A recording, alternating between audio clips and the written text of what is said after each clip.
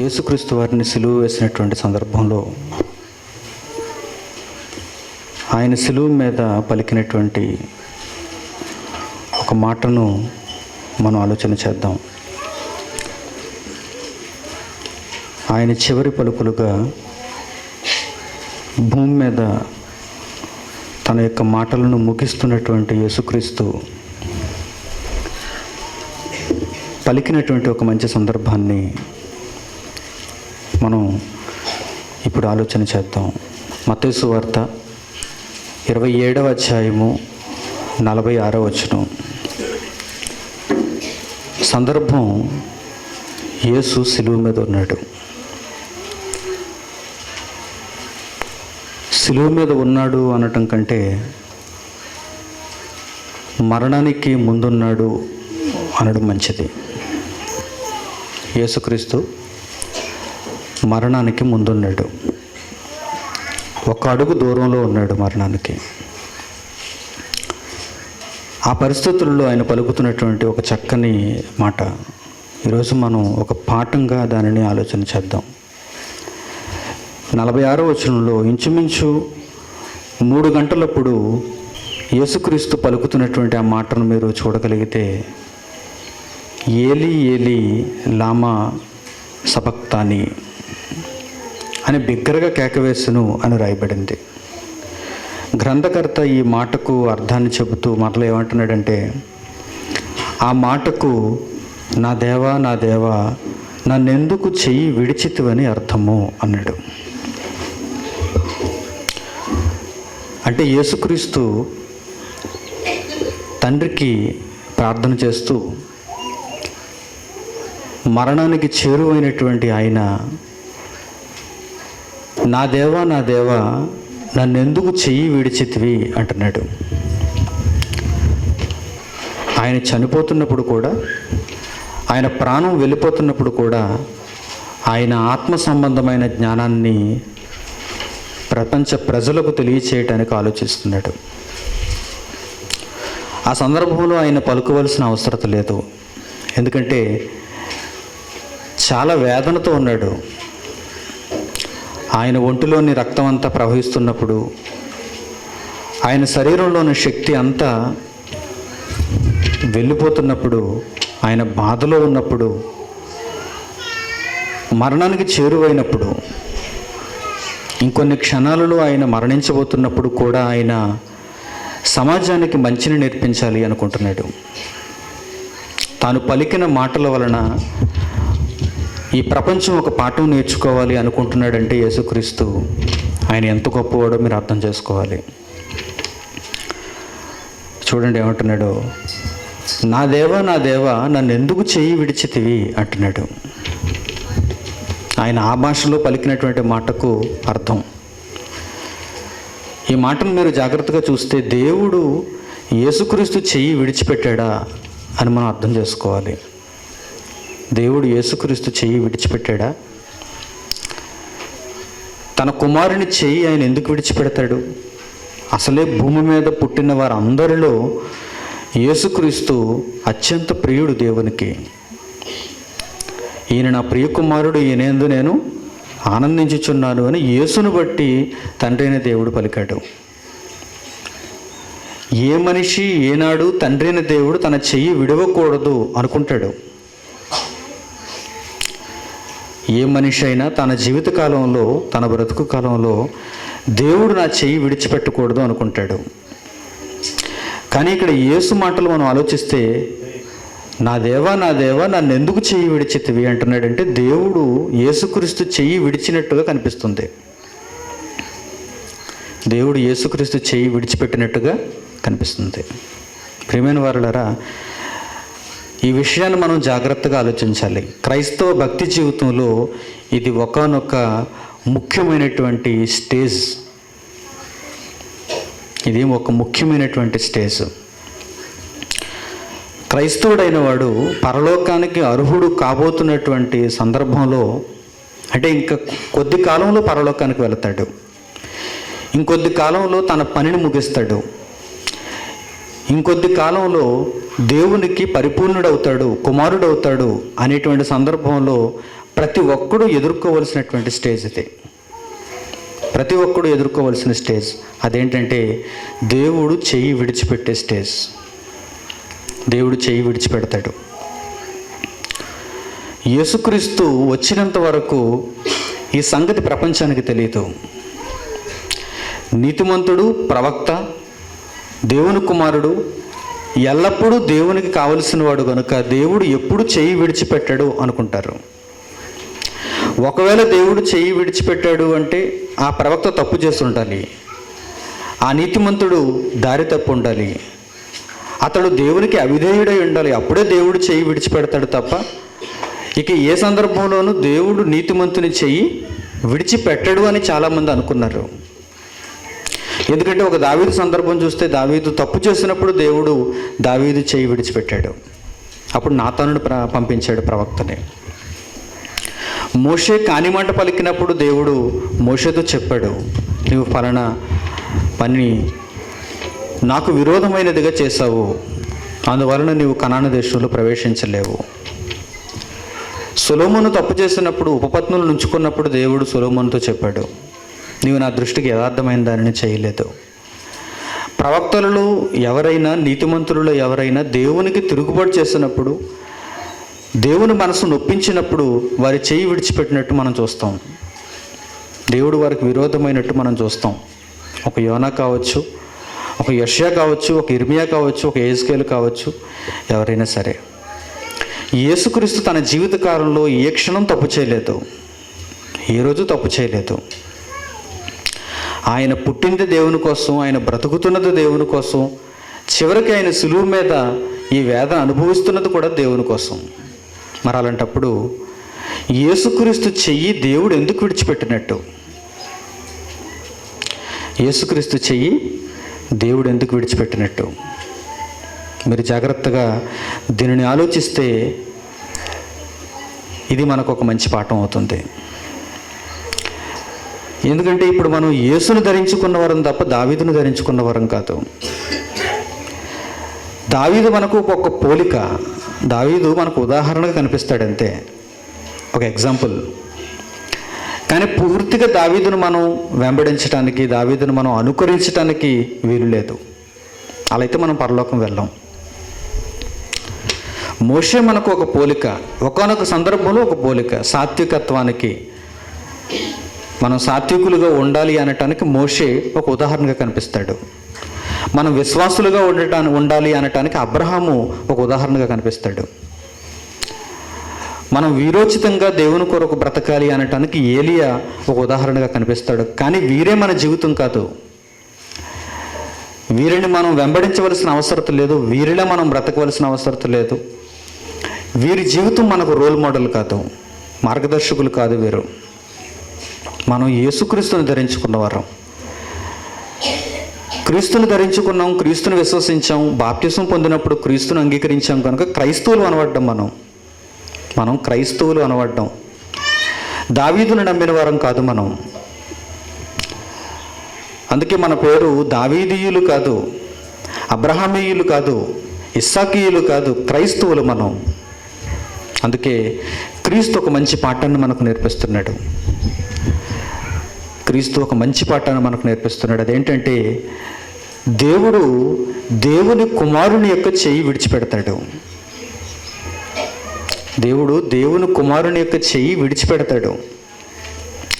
అలా విడిచిపెట్టిన సందర్భంలో కుమారుడు ఎలా బ్రతకాలి, అలా విడిచిపెట్టిన సందర్భంలో కుమారుడు ఏం చేయాలనేది మనం ఈరోజు ఆలోచన చేయబోతున్నాం. ప్రియమైన వారులారా, భూమి మీద కూడా మనకు ఒక తండ్రి ఉన్నాడు, శరీర సంబంధమైన తండ్రి. ఈ తండ్రి లేక తల్లి చిన్ననాడు మనం అన్నీ నేర్చుకోవటానికి అన్నిటినీ మనకు దగ్గరుండి నేర్పిస్తారు. ఒక భోజనం చేయటం కానివ్వండి, మాట్లాడటం కానివ్వండి, నడక, లేక ఏదైనా పని చేయటం, విద్య నేర్చుకోవటం, వీటన్నిటినీ తల్లిదండ్రులు మన దగ్గర ఉండి మనకు శిక్షణ ఇస్తారు. ఎంతవరకు శిక్షణ ఇవ్వాలనుకుంటారు, ఎంతవరకు శిక్షణ ఇస్తారు అంటే మనంతట మనం దానిని నేర్చుకునేంత వరకు మనకు శిక్షణ ఇస్తారు. అంటే మనం నడవగలిగినంత వరకు మన చేయి పట్టుకుంటారు, మనం నడిచిన తర్వాత మన చెయ్యి విడిచిపెట్టాలి. విడిచిపెడతారు, విడిచిపెట్టాలి కూడా. లేదు మనం నడుస్తున్నప్పుడు కూడా మనం చేయి పట్టుకున్నారంటే అది బాగోదు, అది మంచి పద్ధతి కాదు. ఎప్పటికీ వాడు నడక నేర్చుకోలేడు. మనం నడుస్తున్నప్పుడు మనం మన కాళ్ళ మీద మనం నిలబడినప్పుడు మనల్ని చూస్తూ ఆనందపడతారు, మనల్ని విడిచిపెడతారు. అలాగే ప్రకృతిలో ఏదైనా ఒక జీవి, ప్రకృతిలో ఏదైనా ఒక పక్షి తన పిల్లలకు దేనినైనా నేర్పించాలనుకున్నప్పుడు ముందు శిక్షణ ఇస్తుంది, ఆ తర్వాత తనంతట తాను ఆ పనిని చేయగలిగేలా ఆ తల్లి లేక ఆ తండ్రి చేస్తుంది. ఒక పక్షి ఉందనుకోండి, గూడులో ఉన్నప్పుడు ఆ చిన్ని పక్షికి, ఆ చిన్ని పిల్లకు ఆహారాన్ని ఈ పెద్ద పక్షి వెతికి తీసుకువచ్చి నోట్లో పెడుతుంది, నోట్లో దానికి ఆహారాన్ని ఇస్తుంది. అది ఎదిగిన తర్వాత దానంతటా ఆహారం తెచ్చుకోవాలి. అప్పుడు పెద్ద పక్షి ఆహారాన్ని సంపాదించి తీసుకొచ్చి ఆ పక్షికి ఇవ్వదు. ఇది ఎదిగిన తర్వాత, కొన్నాళ్ళు అయిన తర్వాత దానికి ఒక నిర్ణీత సమయం ఉంది, దానికి ఒక స్టేజ్ ఉంది. ఆ సమయంలో ఈ పెద్ద పక్షి ఆహారాన్ని వెదకి తీసుకుని వచ్చి ఈ చిన్న పక్షికి మాత్రం ఇవ్వదు. బలవంతంగా ఈ గూట్టులోంచి బయటకు తోసేస్తే, బలవంతంగా అది రెక్క పట్టుకుని బయటకు తీసుకువెళ్ళి గాలిలో వదిలేస్తుంది. ఎందుకంటే ఈ పక్షి కూడా, ఈ చిన్న పక్షి కూడా ఎగరడం నేర్చుకోవాలి, ఆహారం సంపాదించడం నేర్చుకోవాలి, తనంతట తాను నిలబడే స్థాయికి అది రావాలి. అప్పుడే అది పక్షి అవుతుంది. లేకపోతే చిన్న పక్షిగానే జీవితకాలం అంతా ఉండిపోతుంది, చిన్న పిల్లగానే జీవితకాలం అంతా ఉండిపోతుంది. రేపొద్దుటి ముసలి పక్షి చచ్చిపోతుంది, అప్పుడేం చేస్తుంది? ఈ పెద్ద పక్షి రేపొద్దుటి చనిపోతుంది. ఎవడో వేటగాడు దాన్ని కొడతాడు, లేక వయసు అయిపోయి ముసలిది అయిపోయి చనిపోతుంది. మరి అలాంటప్పుడు, అలాంటి పరిస్థితుల్లో ఈ పక్షి ఏం చేస్తుంది చెప్పండి? ఆ పెద్ద పక్షి కోసం ఇంకా ఎదురు చూస్తుందా ఆహారం కోసం? వీటన్నిటిని దేవుడు ప్రకృతిలో ఉదాహరణలుగా ఎందుకు పెట్టాడంటే మనిషి వీటన్నిటిని చూసి పాఠం నేర్చుకోవాలి. మనిషి వీటన్నిటిని చూసి పాఠం నేర్చుకోవాలి. పరలోకమందున్న దేవుడు కూడా క్రీస్తులో మనలను పుట్టించాడు. పసిబాలురుగా మనం ఉన్నాం. వాక్యం అనే పాలను తీసుకొని నిర్మలమైనటువంటి ఆ పాలతో ప్రతిరోజు మనం ఎదుగుతున్నాం. అనేక పాఠాలు మనం స్వీకరిస్తున్నాం, నేర్చుకుంటున్నాం. వాటిని శిక్షణలో మనం పెట్టుకుంటున్నాం. దేవుని సహాయాన్ని మనం తీసుకుంటున్నాం. ఇలా రాను రాను రాను రాను ఒకానొక కాలానికి దేవుడు మన చెయ్యి విడిచిపెడతాడు. విరోధమై చెయ్యి విడిచిపెట్టడం వేరు, మనంతటా మనం దేవుని పనిని చేసేలా మన చెయ్యి విడిచిపెట్టడం వేరు. ఈ స్థాయికి, ఈ స్టేజ్కి ప్రతి క్రైస్తవుడు ఎదగాలి. కానీ చాలామంది క్రైస్తవులకు ఈ స్థాయి ఉందని తెలియదు, ఈ స్టేజ్ ఉందని తెలియదు. బైబిల్ అంతటిని మీరు పరిపూర్ణంగా ఒకవేళ అర్థం చేసుకుంటే, అవపోసన పడితే, దీనిని గాలిస్తే అందులో మనకు అదే కనిపిస్తుంది, అందులో మనకు అదే కనిపిస్తుంది. యేసుక్రీస్తు ప్రారంభంలో ఆయన వైభవం చూడండి ఎలా ఉందో. యేసుక్రీస్తు 30 ఏళ్ళ ఈడు కలిగిన వాడైనప్పుడు, ఆయన బోధ చేస్తున్నప్పుడు ఆయన వైభవం ఎలా ఉందో చూసారా? ఆయన కనిపించకపోతే జనసమూహాలు అందరూ హడలిపోతున్నారు. ఆయన దర్శనం కోసం ఉవ్విళ్ళూరుతున్నారు. ప్రభువా నువ్వు ఎక్కడున్నావు, నువ్వు ఎక్కడున్నావు, నువ్వు ఎక్కడున్నావు, మాకు చెప్పకుండా నువ్వు ఎక్కడికి వెళ్ళడానికి వీలు లేదు, మిమ్మల్ని మేము వెంబడిస్తున్నాం, నీ దగ్గర అత్యంత గొప్ప శక్తులు ఉన్నాయి. కుంటివాడికి కాళ్ళు, గుడ్డివాడికి కన్నులు, రక్తస్రావం కలిగిన స్త్రీ 12 ఏళ్లప్పటి నుంచి బాధపడుతున్నప్పుడు నిన్ను ముట్టుకుంటే, నీ వస్త్రపు చెంగు ముట్టుకుంటే ఆమెకు స్వస్థత జరిగింది. చనిపోయిన వారిని సైతం నువ్వు లేపుతున్నావు. 4 దినముల పాటు సమాధిలో ఉన్నటువంటి శవాన్ని కూడా నువ్వు లేపుతున్నావు అంటే నువ్వు ఎంత గొప్పవాడువు, నిన్ను అసలు రాజుని చేసేయాలంటున్నారు. యేసుక్రీస్తుని రాజుని చేయాలనుకున్నారు. అంటే ఆయన వైభవం చూడండి ఎలా ఉందో. యేసుక్రీస్తు వైభవం చూడండి. అంత గొప్పవాడుగా ఉన్నటువంటి పరిస్థితులలో దేవుని సహాయం యేసుక్రీస్తుకు ఉంది. దేవుడు చెయ్యి పట్టుకుని నడిపిస్తున్నాడు యేసుక్రీస్తుని. యేసు జ్ఞానవంతును, యేసు వయస్సునందును, యేసు దేవుని దయ్యందును, యేసు మనుషుల దయ్యందును వర్ధిల్లుచున్నాడు అంటే ఎదుగుతున్నాడు. దేవుడు చెయ్యి పట్టుకుని నడిపిస్తున్నాడు. యేసుక్రీస్తుని దేవుడు చెయ్యి పట్టుకుని నడిపిస్తున్నాడు. ఆ సహాయాన్ని తీసుకుంటూ యేసుక్రీస్తు తాను హెచ్చిపోకుండా దేవుని వాక్యాన్ని లోకానికి తెలియజేస్తున్నాడు, పనిని ముగిస్తున్నాడు. ఇలాంటి సందర్భంలో యేసుక్రీస్తు చెయ్యి విడిచిపెట్టే స్థాయి యేసుక్రీస్తుకు వచ్చింది. దేవుడు యేసుక్రీస్తు చెయ్యి విడిచిపెట్టబోతున్నాడు. అలా విడిచిపెట్టినటువంటి సమయంలోనే ఇస్కరియోతు యోధా వెళ్ళాడు. ఇస్కరియోతు యోధా యేసు దగ్గర నుంచి వెళ్ళిపోయాడు. ప్రధాన యాజకుల దగ్గరికి వెళ్ళాడు. నేను అప్పగించేస్తానన్నాడు. 30 వెండి నాణాలు తీసుకున్నాడు. సైనికులు అందరూ యేసుక్రీస్తు దగ్గరికి వచ్చేసారు, సంఖ్యలతో వచ్చేసారు. యేసు ఒక సందేహాన్ని వెళ్ళబుచ్చుతున్నాడు వారి దగ్గర. ప్రతిరోజు మీ మధ్య తిరిగాను నేను, ప్రతిరోజు మీరు నన్ను చూశారు, కానీ ఇప్పుడేంటి సడన్గా ఈ అర్ధరాత్రి వేళ, ఈ తెల్లవారుజాము వేళ నన్ను సంఖ్యలతో గుదియలతో పట్టుకోవడానికి మీరు నా దగ్గరకు ఎందుకు వచ్చారంటున్నాడు యేసుక్రీస్తు. దానికి అర్థం ఏంటో తెలుసా? యేసుక్రీస్తుకు దేవుని సహాయం ఆగిపోయింది. యేసుక్రీస్తు చెయ్యి పట్టించుకుని నడిపించటం అనేటువంటి ఆ సందర్భం ఇక ఆగిపోయింది. అందుకే నిన్నటి వరకు జేజేలు పలికినటువంటి వారు అందరూ ఈరోజు శత్రువులు అయిపోయారు యేసుక్రీస్తుకి. చూసారు ఎలా ఉందో? ప్రతి క్రైస్తవుని జీవితంలో ఈ సందర్భం రావాలి. వస్తేనే అతను క్రైస్తవుడు. లేదంటే నేను చచ్చిపోయినంత వరకు, నన్ను పెట్టులు పెట్టినంత వరకు ఆ దేవుని సహాయం నాకు ఉండాలి అనుకుంటే నువ్వు మరుగుజ్జు. నీవు మరుగుజ్జు వాడు అని అర్థం. మరుగుజ్జు వాళ్ళు చూడండి, కొంతమంది అందరూ మనలా ఉండరు. కొంతమందికి మానసిక ఎదుగుదల ఉండదు, కొంతమందికి శరీర ఎదుగుదల ఉండదు. మరుగుజ్జులు అయిపోతారు వాళ్ళు. అప్పుడప్పుడు టీవీల్లో విషాద గాథలు చూపిస్తుంటారు మనకి. వాళ్ళకి 30 ఏళ్ళు వచ్చినా సరే నులక మంచం మీద వారిని కూర్చోబెట్టి తల్లి వారికి గోరుముద్దలు తినిపిస్తూ ఉంటుంది. ఎంత బాధ తల్లికి. మరుగుజ్జు నా కొడుకు, నా కూతురు మరుగుజ్జు అయిపోయింది. 30 ఏళ్ళు వచ్చాయి, ఎవరు వివాహం చేసుకుంటారు? 40 ఏళ్ళు వచ్చాయి, ఇతన్ని ఎవరు వివాహం చేసుకుంటారు? మరుగుజ్జు అయిపోయాడు. తల్లిదండ్రులకు బాధ కాదా? జీవితకాలం అంతా ఒడిలో పెట్టుకుని పెంచినటువంటి చిన్న పిల్లలాగే పెంచాలి ఎంత వయసు వచ్చినా సరే. దేవునికి అలాంటి క్రైస్తవం అవసరం అంటారా? చెప్పండి. పరలోకానికి అర్హులయ్యేవారు, పరలోకంలో అడుగు పెట్టబోయేవారు అలాంటి వారుగా రావాలని దేవుడు కోరుకుంటాడంటారా? చెప్పండి. మన ఇంటిలో మన పిల్లలే అలా ఉండకూడదు అనుకుంటున్నాం మనం.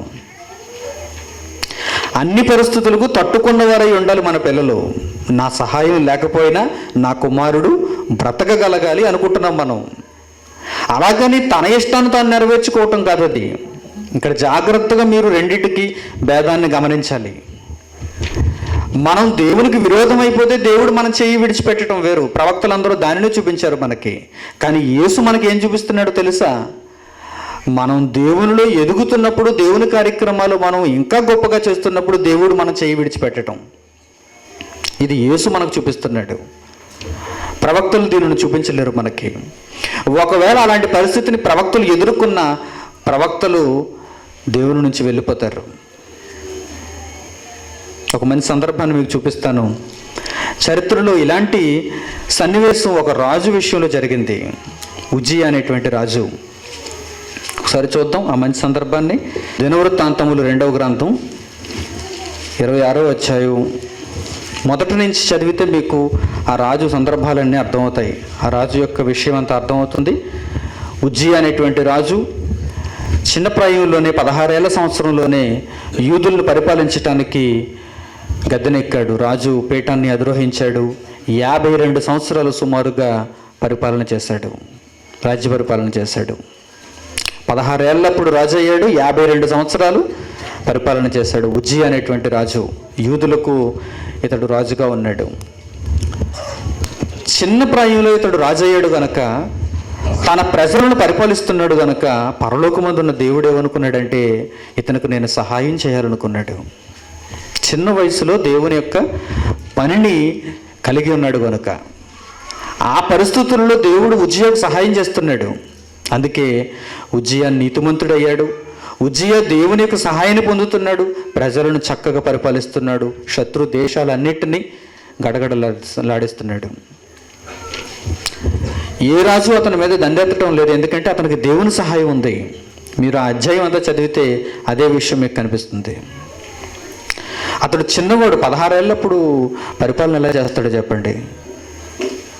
ఇంకా మీసాలు కూడా రాని ఆ వయసులో యూదులందరినీ ఎలా పరిపాలిస్తాడో చెప్పండి. అందుకే దేవుని సహాయం ఉజ్జియాకు కలిగింది. తర్వాత కొంతకాలం అయింది. 11వ వచనం నుంచి చూడండి. యుద్ధమునకు ఉజ్జియాకు సైన్యము కలిగి ఉండెను. అందులో యోధులు రాజు అధిపతులలో హనన్యా అను వారి చేతి క్రింద ఉండిరి. ఖజానాదారుడగు మైషేయు ప్రధానమంత్రియగు యెహీయేలును వారి లెక్క ఎంతైనది చూచి వారిని పటాలముగా ఏర్పరచువారై ఉండిరి. ఇదంతా ఆ రాజు యొక్క వైభవం. అయితే 15వ వచనానికి రండి.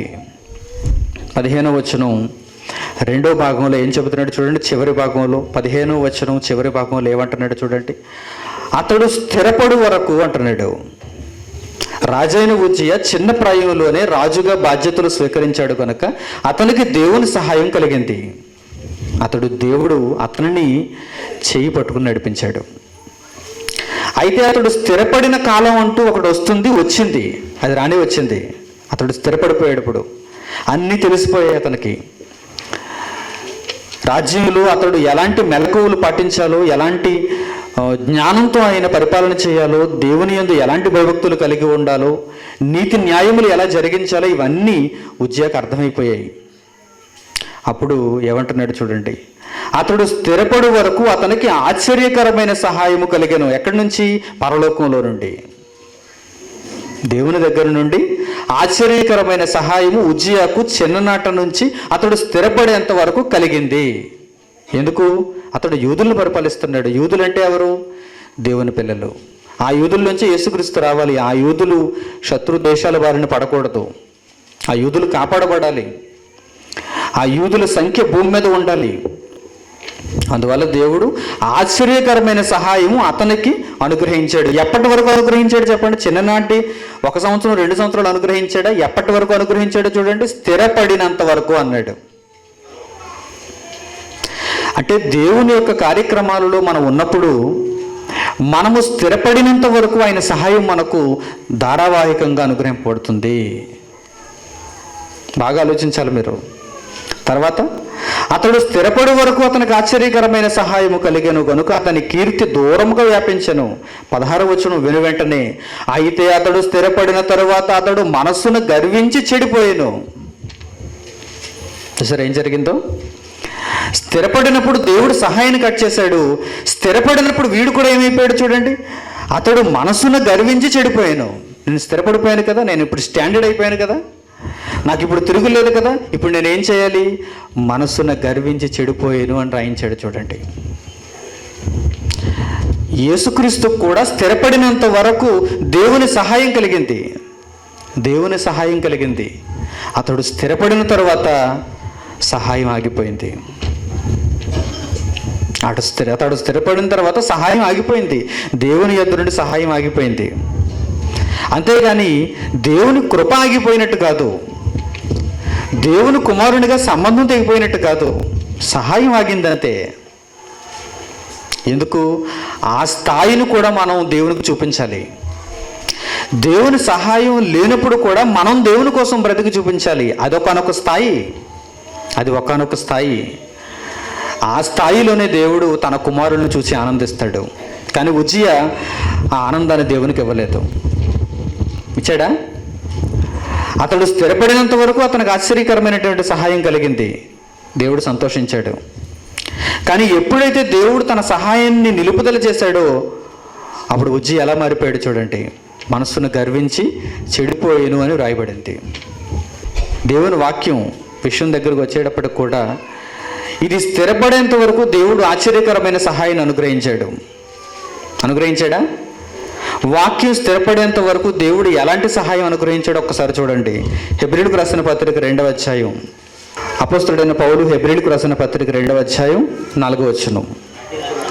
అట్టి రక్షణ ప్రభువు బోధించుడి చేత ఆరంభమై, మొట్టమొదటి రక్షణ ఎలా ఉందో చూడండి. ఎవరు ప్రారంభించారో చూడండి. భూమి మీద ఎవరు దానిని ప్రకటిస్తున్నారో చూడండి. స్వయంగా యేసుక్రీస్తు ప్రకటిస్తున్నాడు. అంటే అది ఆశ్చర్యకరమైన సహాయం. అన్ని వైపుల నుంచి దేవుడు అనుగ్రహించిన సహాయం. భూమి మీద రక్షణ చాలా గొప్పదిగా ప్రారంభమైంది. ఎలా ప్రారంభమైంది? యేసుక్రీస్తు బోధించుడి చేత ప్రారంభమైంది. ఆ మాటలు వినటమే తరువాయి అందరికీ రక్షణ వచ్చేస్తుంది. ఇప్పుడు అలా లేదు. ఇప్పుడు అలాంటి పరిస్థితి లేదు. అందరూ అన్ని విధాలుగా రక్షణ ప్రకటిస్తున్నారు. ఏ మాట వింటే ఎవరికి రక్షణ వస్తుందో ఎవరికి తెలియదు. గోల్మాల్ అయిపోయింది ఇప్పుడు. కానీ ఆ రోజు అలా ఉందా? అది ప్రభు సహాయం ఆశ్చర్యకరంగా అనుగ్రహింపబడినటువంటి కాలం అది. ఈ రక్షణ ఎలా ప్రారంభమైందో చూడండి. అట్టి రక్షణ ప్రభు బోధించుడు చేత ఆరంభమై దేవుడు తన చిత్తానుసారముగా, అంటే దేవుడు సహాయాన్ని పంపిస్తున్నాడు రక్షణను భూమి మీద వ్యాప్తి చేయటానికి. దేవుడు రక్షణను భూమి మీద వ్యాప్తి చేయటానికి ఆయన సహాయం అనుగ్రహిస్తున్నాడు. ఎలా ఉంది ఆయన సహాయం చూడండి. దేవుడు తన రక్షణను తన చిత్తానుసారముగా సూచక్రియల చేతను, అద్భుతముల చేతను, మహత్కార్యముల చేతను, నానా విధములైన అద్భుతముల చేతను, వివిధములైన పరిశుద్ధాత్మ వరములను అనుగ్రహించుడి చేతను వారితో కూడా సాక్ష్యం ఇచ్చిచుండగా వినిన వారి చేత మనకు దృఢపరచబడును అంటున్నాడు. వాక్యం ఎలా దృఢపరచబడింది, వాక్యం ఎలా స్థిరపరచబడిందో చూడండి. సహాయం ఎంతవరకు కలిగిందో చూడండి. వాక్యానికి కూడా సహాయం ఎంతవరకు కలిగిందో చూడండి. వాక్యం అంటే యేసుక్రీస్తుగా. మరి ఆ యేసు భూమి మీదకి వచ్చినప్పుడు అదే జరిగింది. ఆ వాక్యం యేసుక్రీస్తుగా ఇప్పుడు మన మధ్య ఉంటున్నప్పుడు కూడా అదే జరుగుతుంది.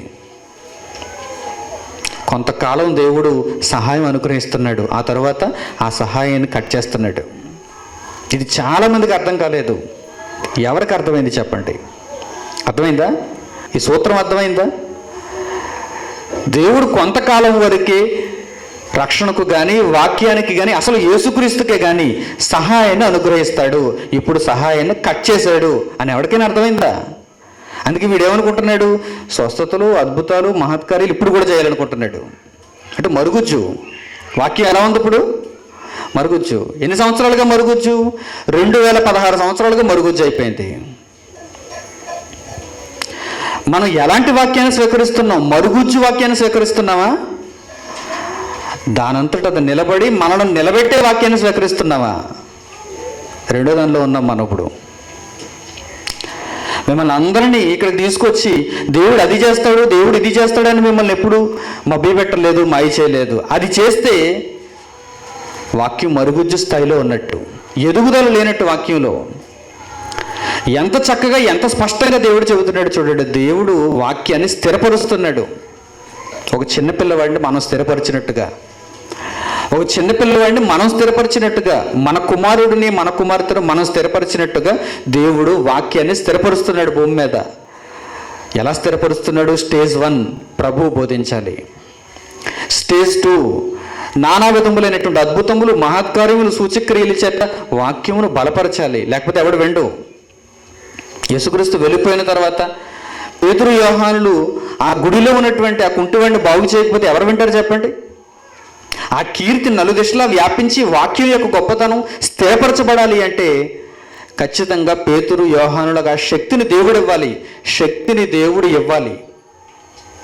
ఇచ్చాడు దేవుడు, శక్తిని దేవుడు వారికి ఇచ్చాడు కనుక వారు చేశారు.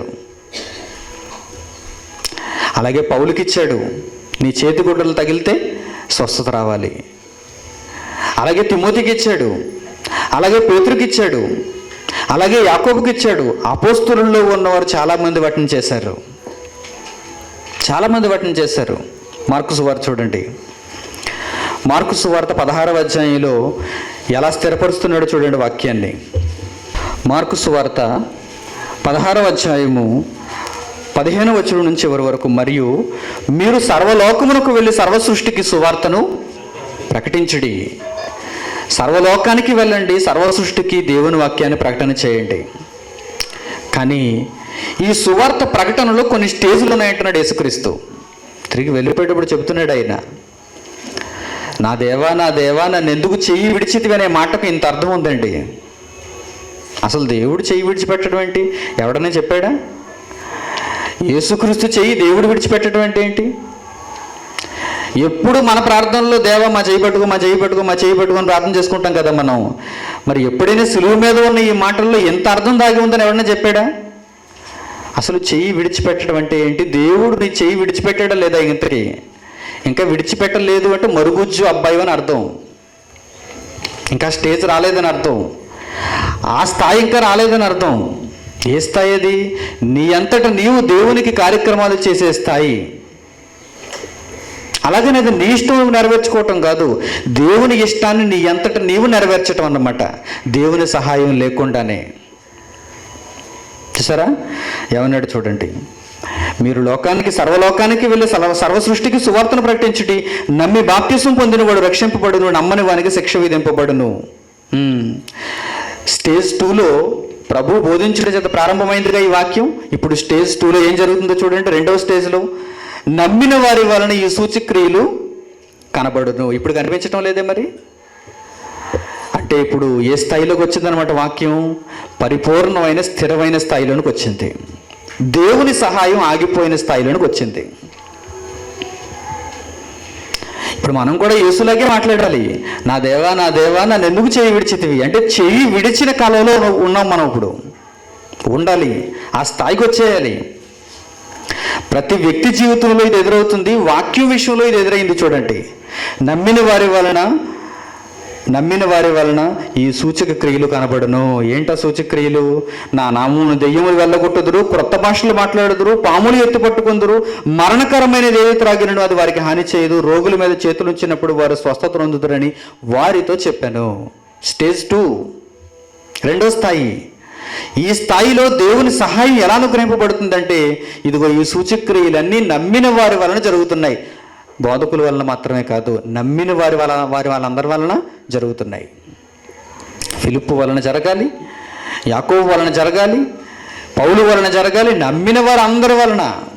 పౌలు యేసును వెంబడించకపోవచ్చు, కానీ పౌలు వలన ఎందుకు జరిగింది? నమ్మాడు. నమ్మిన వారి వలన ఇవన్నీ జరుగును. తర్వాత ఎలాగో ప్రభువైన యేసు వారితో మాట్లాడిన తర్వాత పరలోకమునకు చేర్చుకొనబడి దేవుని కుడి పార్శ్వమున ఆసీనుడయ్యను. స్టేజ్ 2 గురించి చెప్పి వెళ్ళిపోయాడు. 20వ వచనంలో ఈ రెండవ స్థాయి నుంచి మూడవ స్థాయికి వాక్యం ఎలా వెళ్తుందో చెబుతున్నాడు చూడండి. వారు బయలుదేరి వాక్యం అంతటా ప్రకటించిరి. వారి స్థాయికి తగ్గట్టుగా వారు ఎక్కడెక్కడికైతే వెళ్తున్నారో వారు అన్ని చోట్ల వాక్యమును వీటన్నిటిని ఉపయోగించుకుని ప్రకటిస్తున్నారు. దేవుని సహాయాన్ని ఉపయోగించుకొని ప్రకటిస్తున్నారు. ప్రభువు వారికి సహకారుడై ఉండి అని రాయించాడు చూడండి. ఎవరు సహకారుడు? ఇప్పుడు రెండో స్థాయిలో ఉన్నారు కదండి వారు. నేను కూడా అదే స్థాయిలో ఉన్నాను అనుకోండి, నాకు కూడా ప్రభువు సహకారుడై ఉండి పావును ఎత్తి పట్టుకుంటాను. ఇలా ఇక్కడ బోల్డ్ పావులు దొరుకుతున్నాయి. ప్రతి వారం ఒక పావును తెచ్చి ఇలా పెట్టి ఇలా మెల్ల వేసుకుని చెప్పుకుని ఉన్నాను అనుకోండి, వాక్యం ఎలా ఉంటుంది మీకు? అబ్బాయి ఎంత గొప్ప సూచక్రియ, విషనాగుని మెల్ల వేసుకుని చెప్పుకుంటున్నారు. మీరే కాదు, లోకమంతా వచ్చేస్తుంది ఇప్పుడు నా దగ్గరికి. నన్ను ఏదో దేవుడు అంటారు, నాకు అగరబత్తులు పెట్టేస్తారు, నాకు అట్టుపల్లి ఇచ్చేస్తారు, పూజలు చేసేస్తారు. ఆ రోజు నమ్మిన వారి వలన జరిగింది అది. పావును చేత్తో పట్టుకోవడం పెద్ద విజయం కాదు, పావునుడు కూడా పట్టుకుంటాడు. విషం కలిగిన పావులను ఆ రోజు పట్టుకున్నారు. సూచక్రియ అది. ఎందుకు ఇదంతా జరుగుతుంది? ఎందుకు దేవుడిని రాయించాడు? ఇది రెండవ స్టేజ్. అది ఈ రెండవ స్టేజ్లో ప్రభు వారికి సహకారుడై ఉంటాడు. అదే రాయించాడు చూడండి. ప్రభు వారికి సహకారుడై ఉండి వెనువెంట జరుగుచూ వచ్చిన సూచక్రియల వలన వెంట వెంటనే సూచక్రియలు జరిగిపోతున్నాయి. సోమవారం సూచక్రియ, మంగళవారం సూచక్రియ, ఆదివారం సూచక్రియ, వెంటనే సూచక్రియలు జరుగుతున్నాయి. ఎందుకు అనుకుంటున్నారు? అంత తొందర ఏంటనుకుంటున్నారు? స్టేజ్ 2 ముగింపబడి స్టేజ్ 3 రావాలి. అది పరిపూర్ణమైన దశ. ఏమంటే 2000 సంవత్సరం వరకు కూడా సూచక్రియలు ఉన్నాయనుకోండి, వెంటనే జరిగించవలసిన అవసరం లేదు. అప్పుడప్పుడు ఒక్కొక్కటి జరిగించుకోవచ్చు. ఎందుకంటే వెంటనే జరిగించేస్తే వాల్యూ ఉంటుంది కదా. అప్పుడప్పుడు చేశాననుకోండి మీ దగ్గర సూచక్రియలు, మీరు ఆశతో ఎదురు చూస్తారు. కానీ దేవుడు తొందర పెడుతున్నట్టుగా కనిపిస్తుంది చూడండి ఇక్కడ. ఆయన తొందర ఏంటంటే వాక్యం స్థిరపడాలి. మీ తొందర ఏంటి? మీ పిల్లలు నడాలి. మీ తొందర మీ పిల్లలు భోజనం చేసేయాలి, అందుకే అన్నప్రాసన. మీ తొందర ఏంటంటే మీ పిల్లలు త్వరగా మాట్లాడేయాలి, అందుకే ఎంత విసుకొచ్చినా సరే అమ్మ అమ్మ అమ్మ అను, బొమ్మ అను, అమ్మ అను అంటుంటారు. ఎందుకు? మీరు పిల్లలతో వెంటనే మాట్లాడించేస్తే పని అయిపోయింది. ఇంకా తర్వాత వాడు అలా వాగుడికాయలో వాగుతూనే ఉంటాడు. ఓ పని అయిపోవాలి కదా ముందు. వెంటనే దేవుడు సూచక్రియలు ఎందుకు జరిగిస్తున్నాడంటే వాక్యం స్థిరపడిపోయిందంటే అమ్మయ్య ఇంక నాకు గొడవ లేదు, నేను నా సహాయాన్ని ఆపు చేసేయచ్చు. వాక్యం స్థిరపడిపోయిందంటే నా సహాయాన్ని ఇక ఆపు చేసేయచ్చు, నిలుపుదల చేసేయచ్చు. అందుకే దేవుడు ఈనాటి కాలంలో స్వస్థతలు అనుగ్రహించడం లేదు. చూసారా? ఒకవేళ ఎవడైనా జరుగుతుందని చెప్పుకున్నాడు అనుకోండి, అది దుష్టుని వలన జరిగింది చెప్పుకుంటున్నారు. అయినా ఒకవేళ దేవుని వలన జరగకపోయినా, సహాయం లేకపోయినా జరిగిందని చెప్పుకుంటున్నారు కొంతమంది. అలా ఎవరైనా చెప్పుకున్నారంటే అది దుష్టుని వలన జరుగుతుందని గమనించాలి. వాక్యాన్ని స్థిరపరచడానికి దేవుడు సూచక్రియలు అనుగ్రహించడం. బాగా అర్థం చేసుకోవాలి మీరు దీనిని. వాక్యాన్ని స్థిరపరచడానికి దేవుడు అద్భుతాలను చేయించడు. కానీ మా జీవితంలో కొన్ని అద్భుతాలు జరిగాయండి అని మీరు కూడా చెబుతారు, నేను చెబుతాను. ఆ విషయం ఎందుకు జరిగాయంటే అది మన వ్యక్తిగత జీవితానికి సంబంధించింది, టోటల్గా వాక్యానికి సంబంధించింది అయితే కాదు. వాక్య ప్రకటన కోసం దేవుడు సూచక్రియలనివ్వడు. మిమ్మల్ని బ్రతికించటం కోసం మీరు చిన్న స్థాయిలో ఉన్నప్పుడు మీకోసం ఏదో ఒక అద్భుతాన్ని చేస్తాడు, మీకోసం ఏదో ఒక సూచక్రియం చేస్తాడు. అది కూడా ఎంతవరకు? మీరు స్థిరపడినంత వరకు మాత్రమే. గుర్తుంచుకోండి. ఎప్పుడు ఉజ్జియాకి ఎంతవరకు ఆశ్చర్యకరమైన సహాయం కలిగింది? అతడు స్థిరపడినంత వరకు. యేసుక్రీస్తుకి ఎంతవరకు కలిగింది? అతడు స్థిరపడినంత వరకు. యేసు అంటే ఎవరికి తెలుసండి భూమి మీద ఆయన వచ్చినప్పుడు? పేతురుకి తెలుసా? యోహానుకి తెలుసా? ఎలా వెంబడించాలండి మీరు వీరందరూ? వారి వలలు విడిచిపెట్టి, వారి వృత్తులను విడిచిపెట్టి, వారి కుటుంబాలను విడిచిపెట్టి యేసును అదే పనిగా అహోరాత్రులు వెంబడిస్తున్నారంటే యేసు ఏదైనా సూచక్రియ చేస్తేనే వెంబడిస్తారు. అందుకే యేసుక్రీస్తుకు దేవుడు ఆశ్చర్యకరమైన సహాయం అనుగ్రహించాడు. అది యేసుకు తెలుసు. ఈ సహాయం దేవుని వలన కలుగుతుందన్న విషయం యేసుకు తెలుసు. ఆ సహాయం ఆగిపోతుందని తెలుసు.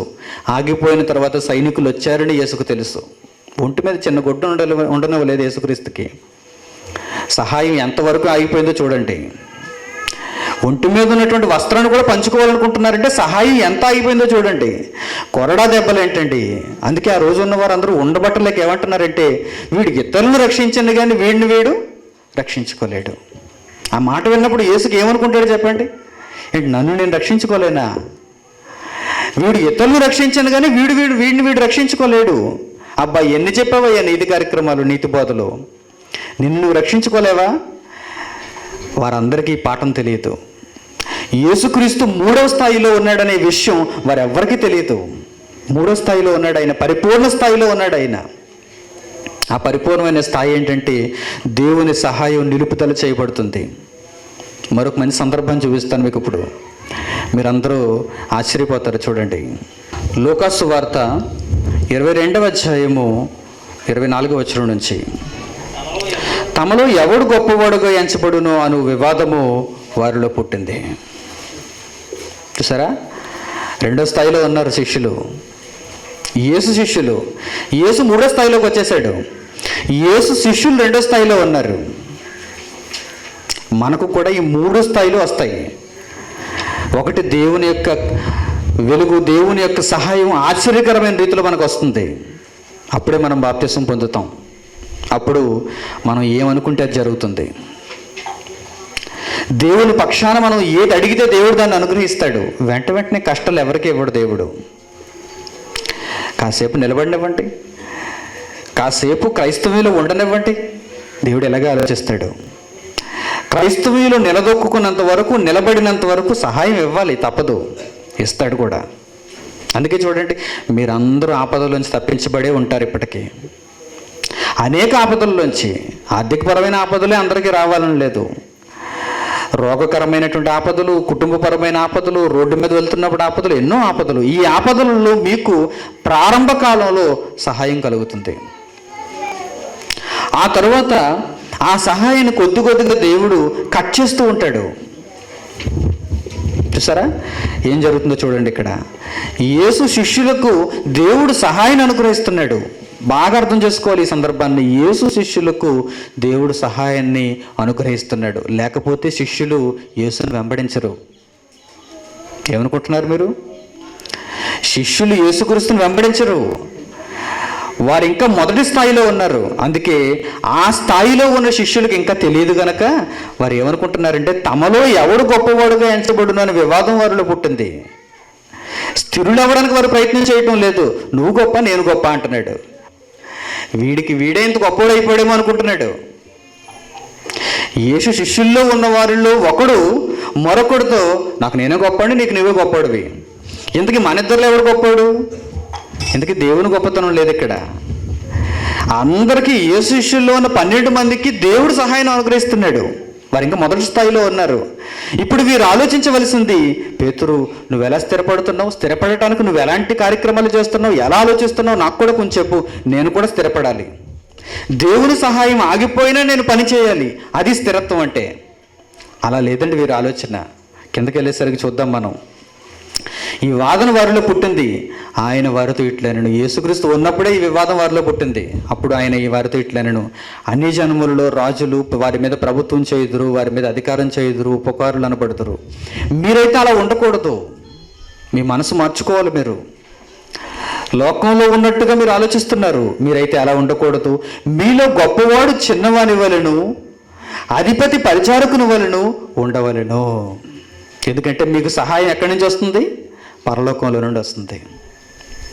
అందువల్ల మీలో ఎవడైతే గొప్పవాడుగా ఉన్నాడో వాడు చిన్నవాడుగా ఉండాలి.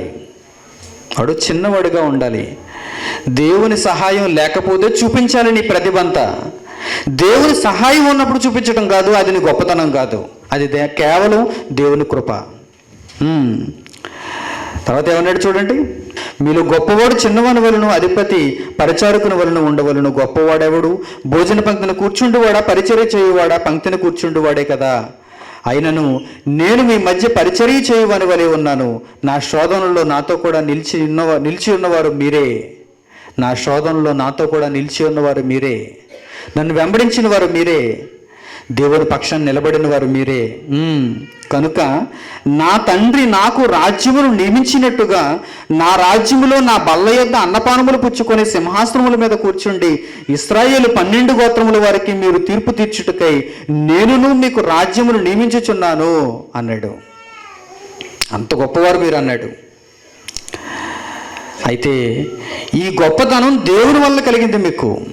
ఈ గొప్పతనం మీరు నన్ను వెంబడించటం, ఈ శోధనలో కూడా మీరు నన్ను విడిచి వెళ్ళిపోకుండా ఉండటం, ఇదంతా దేనివల్ల కలిగిందో తెలుసా? దేవుని సహాయం మీకు అనుగ్రహింపబడింది. ఇప్పుడు చెప్పాడు అసలైన సీక్రెట్. చూడండి 31వ వచనం.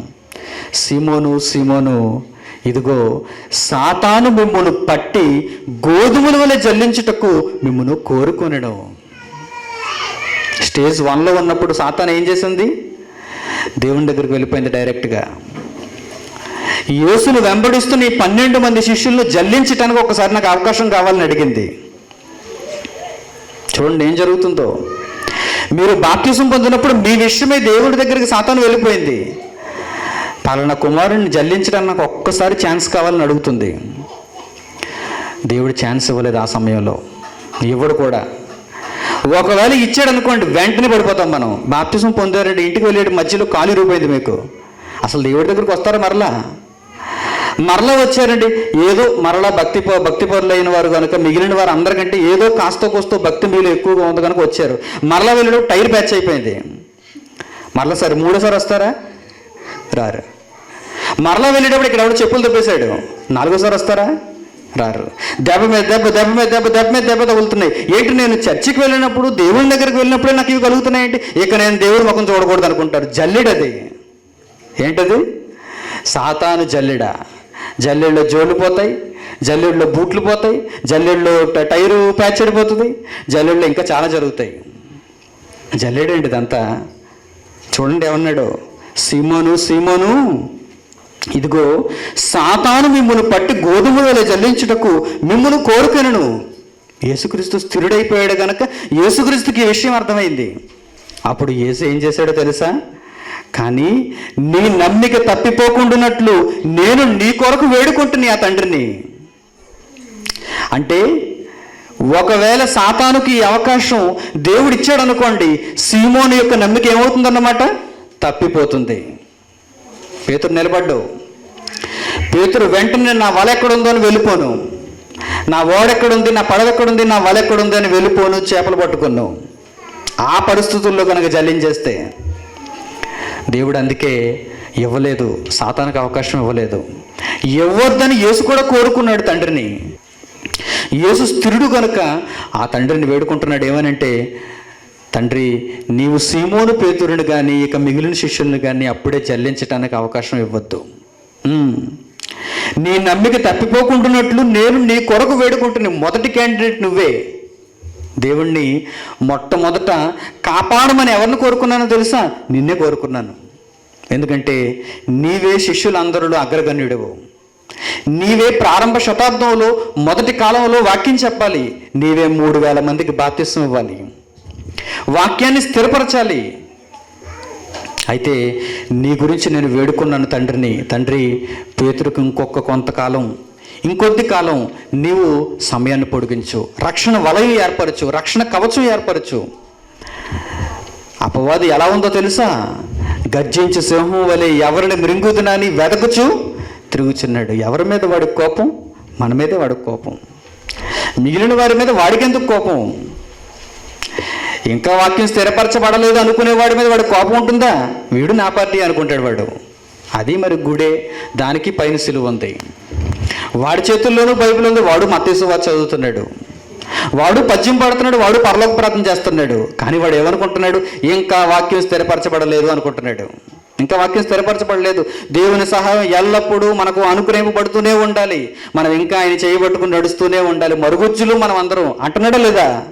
అంటున్నాడు. అన్నాడు కనుక వాడు కూడా వాడి పార్టీయే. వాడిని ఎందుకు మింగేస్తాడు వాడు? చెప్పండి, వాడిని మింగేస్తాడా? అపవాది ఎవడిని మృంగుతాడంటే, ఎవడిని మృంగాలని అనుకుంటాడంటే, ఎవడు స్థిరుడవుతున్నాడో వాడిని మింగాలనుకుంటాడు. ఎవడైతే దేవుని వాక్యాన్ని నిజంగా అర్థం చేసుకున్నాడో వాడినే మింగాలనుకుంటాడు. అందుకే ఆ రోజు సీమోనుడు మింగాలనుకున్నాడు, సీమోనుని జల్లించాలనుకున్నాడు. అప్పుడు యేసుక్రీస్తు సీమోను తరపున ప్రార్థన చేస్తున్నాడు. చూడండి, సీమోనుకు ఒక బట్ట ఇవి, సీమోనుకు ఒక ఆశీర్వాదం కలుగు చేయని దేవుడిని ఎప్పుడు యేసుక్రీస్తు అడగలేదండి. అన్నాడా? మంచి వ్యాపారం అనుగ్రహించు సీమోనుకి, సీమోను మంచి ధనవంతుడైపోవాలి, ఎందుకంటే నాకు సహాయం చేస్తున్నాడు కనుక, సీమోనుకి భార్య బిడ్డలు పిల్లలు అందరూ క్షేమంగా ఉండాలి, ఇవన్నీ కోరుకున్నాడా యేసుక్రీస్తు? లేదంటే వీటన్నిటికంటే శ్రేష్టమైన దాన్ని కోరుకున్నాడు. అదేంటంటే సాతాను ఇప్పుడే జల్లించేస్తే సీమోను జల్లెడులో కిందకి దిగిపోతాడు. అందుకే నీ నమ్మిక తప్పిపోకుండానట్లు నేను నీ కొరకు వేడుకుంటుంది. నీ మనసు తిరిగిన తర్వాత అన్నాడు. చూడండి, ఏదో ఒక కాలానికి నీ మనసు తిరుగుతుంది, పూర్తిగా దేవుని వైపు తిరుగుతుంది. అప్పుడు నిన్ను జల్లించిన నో ప్రాబ్లం, నీవు సాతానుకు చిక్కబడవు. నిన్ను మృంగాలనుకున్నా నీవు దానికి పట్టబడవు. ఆ సమయం రావాలి, ఆ కాలం రావాలి, అంతవరకు నీకు దేవుని సహాయం అనుగ్రహింపబడాలి. దానికి నేను కూడా ప్రార్థన చేస్తానని అంటున్నాడు యేసుక్రీస్తు. ఈ విషయం వీరికి తెలియాలి, శిష్యులకు తెలియాలి. లేకపోతే నీలో ఎవడు గొప్ప అని కొట్టుకుంటున్నారు వీరు, మాలో ఎవడు గొప్ప అని కొట్టుకుంటున్నారు వీరు. అసలు మీలో ఎవడు గొప్ప అని కాదు మీరు ఆలోచించవలసింది. మీరు ఇంకా బాల్య దశలో నడక నేర్చుకునే స్థితిలో ఉన్నారని ఆలోచించుకోవాలి. మీరు మీ కాళ్ళ మీద మీరు నిలబడాలి. దేవుని కొరకు మీరు పనిచేసేవారు కావాలి. అందుకే ఏమన్నాడు చూడండి, నీ మనసు తిరిగిన తర్వాత ఆ సమయానికి నేను వెళ్ళిపోవచ్చు, ఆ సమయానికి నేను భూమి మీద లేకపోవచ్చు, నా పని ముగించుకొని నేను వెళ్ళిపోతాను తండ్రి దగ్గరికి. అప్పుడు నువ్వు ఏం చేయాలో తెలుసా? నీవే సహోదరుల మనసులను స్థిరపరచాలి అన్నాడు. చూడండి, అంటే మొదట అవకాశం ఎవరికి ఇచ్చాడు అన్నమాట? పేతురుకి ఇచ్చాడు. మీ అందరిలో మొదటి అవకాశం దేవుడు నాకు ఇచ్చి ఉండొచ్చు. అందుకే నేను స్థిరపడిన తర్వాత మిమ్మల్ని స్థిరపరచాలి. నీ మనసు తిరిగిన తర్వాత నీ సహోదరులను స్థిరపరచుము, నీ మనసు తిరిగిన తర్వాత నీ సహోదరులను స్థిరపరచుము. ఎందుకంటే నీ సహోదరులకు దేవుని ఆశ్చర్యకరమైన సహాయం కలుగుతుంది. కానీ ఏదో ఒక క్షణాన ఏదో ఒక రోజున అది ఆగిపోతుంది. అది ఆగిపోయిన నాడు నీ సహోదరులు దేవుని కోసం బ్రతకాలి. అప్పుడే వారు దేవుని కుమారులు అవుతారు. వారు కూడా తమ జీవిత కాలంలో యేసుక్రీస్తులా పలకగలగాలి, యేసుక్రీస్తులా మాట్లాడగలగాలి. ఏలి ఏలి లామా సబక్కాని అనగలిగారా మీరు ఎప్పుడైనా? దేవుని సహాయం ఆగిపోయినప్పుడు కూడా నేను దేవుని కోసం పనిచేస్తున్నాను అనగలిగారా మీరు ఎప్పుడైనా? అనే స్థాయి ప్రతి క్రైస్తవంలో రావాలండి, ప్రతి క్రైస్తవంలో రావాలి. అందుకే యేసుక్రీస్తు తన జీవితాన్నే మాదిరిగా పెట్టాడు మన ముందు, ఉదాహరణగా పెట్టాడు మన ముందు. ఇదిగో నాకు ఈ దేవుని సహాయం కలిగింది, ఆ తర్వాత దేవుని సహాయం ఆగిపోయింది. దేవుని సహాయం ఆగిపోయినప్పుడు ఆయన ఏమైనా చేశాడా? దేవుని సహాయం ఆగిపోయింది, ఆయన ఏమైనా చేశాడా? పట్టబడ్డాడు, సంఖ్యలతో పట్టబడ్డాడు. వారందరూ యేసుక్రీస్తుని పిడిగుద్దులు గుద్దుతున్నారు, ముళ్ళపు కిరీటం అల్లి ఆయన శిరస్సు మీద పెట్టారు. ఆయన రక్తం అంతా ఒలిచేస్తున్నారు. ఆయన చాలా వేదన పడుతున్నాడు. అప్పుడు ఆయన ఏమైనా చేశాడో చెప్పండి? ఏ సూచక్రియ అయినా, ఏ మహత్కార్యమైనా, ఏ గొప్పదైనటువంటి అద్భుతాన్ని అయినా ఆయన చేశాడేమో చెప్పండి. ఇలా కొట్టగానే తిరిగి వాడిని కొడుతుంది అనుకోండి, కొరడ వెళ్ళి అద్భుతాలు చేయొచ్చు ఆయన. ఒకవేళ దేవుడు సహాయం అనుగ్రహిస్తే అప్పుడు కూడా అద్భుతాలు చేయొచ్చు ఆయన. కానీ అది దేవుని సంకల్పం కాదు, అది దేవుని చిత్తం కాదు. అప్పుడు కూడా సహాయం ఇచ్చేస్తే యేసుక్రీస్తు కూడా మరుగుజ్జు అయిపోతాడు. అప్పుడు అలా అవ్వటానికి వీలు లేదు. యేసు తన కాళ్ళ మీద తాను స్వంతంగా నిలబడాలి. తన సిలువను తానే ఎత్తుకొని తీసుకుని వెళ్ళాలి. తన సిలువ మీద తాను మేకులతో కొట్టబడాలి. నేను ఎటువంటి సహాయం చేయను యేసుక్రీస్తుకి, నా ముఖం పక్కకు తిప్పుకుంటాను. ఎంత వేదన పడుతున్నాడండి. తండ్రి తండ్రి అని కింద నుంచి మొరపెడుతున్నాడండి. అయినా సరే తండ్రి వినిపించుకోవటం లేదు. అస్సలు పట్టనట్టు కూర్చున్నాడు తండ్రి. అప్పుడే అన్నాడు యేసుక్రీస్తు, నా దేవా నా దేవా నా చెయ్యి విడిచావన్నమాట. నా చెయ్యి విడిచావు కనుకే నేను ఎంతగా ఆర్తిస్తున్నా నీవు నా వైపు చూడటం లేదు, నా వైపు నీవు దృష్టి పెట్టడం లేదు. అప్పుడు యేసు మరణించాడు. మరణిస్తూ మరణిస్తూ మనకి ఎంత చక్కని పాఠం చెబుతున్నాడు చూడండి. మీరు స్థిరులవ్వాలంటే, మీరు గొప్పవారు కావాలంటే దేవుని సహాయం ఆగిపోయినప్పుడు మీరు దేవుని కోసం బ్రతకాలి. దశలోనికీయులకు పౌలు ఏం రాశాడు చూడండి. దశలోనికీయులకు రాసిన మొదటి పత్రిక 3వ అధ్యాయం 2-4 వచనాలలో మధ్య భాగంలో చూడండి. మేము మీ యొద్ద ఉన్నప్పుడు మనము శ్రమను అనుభవింపవలసి ఉన్నదనే ముందుగా మీతో చెప్పితిమి కదా అన్నాడు. అంటే ఈ స్టేజ్ వస్తున్న ముందే ఎవరు చెప్పారు? ఎవరితో చెప్పారు? పౌలు దశలోనికీయులతో చెప్పాడు.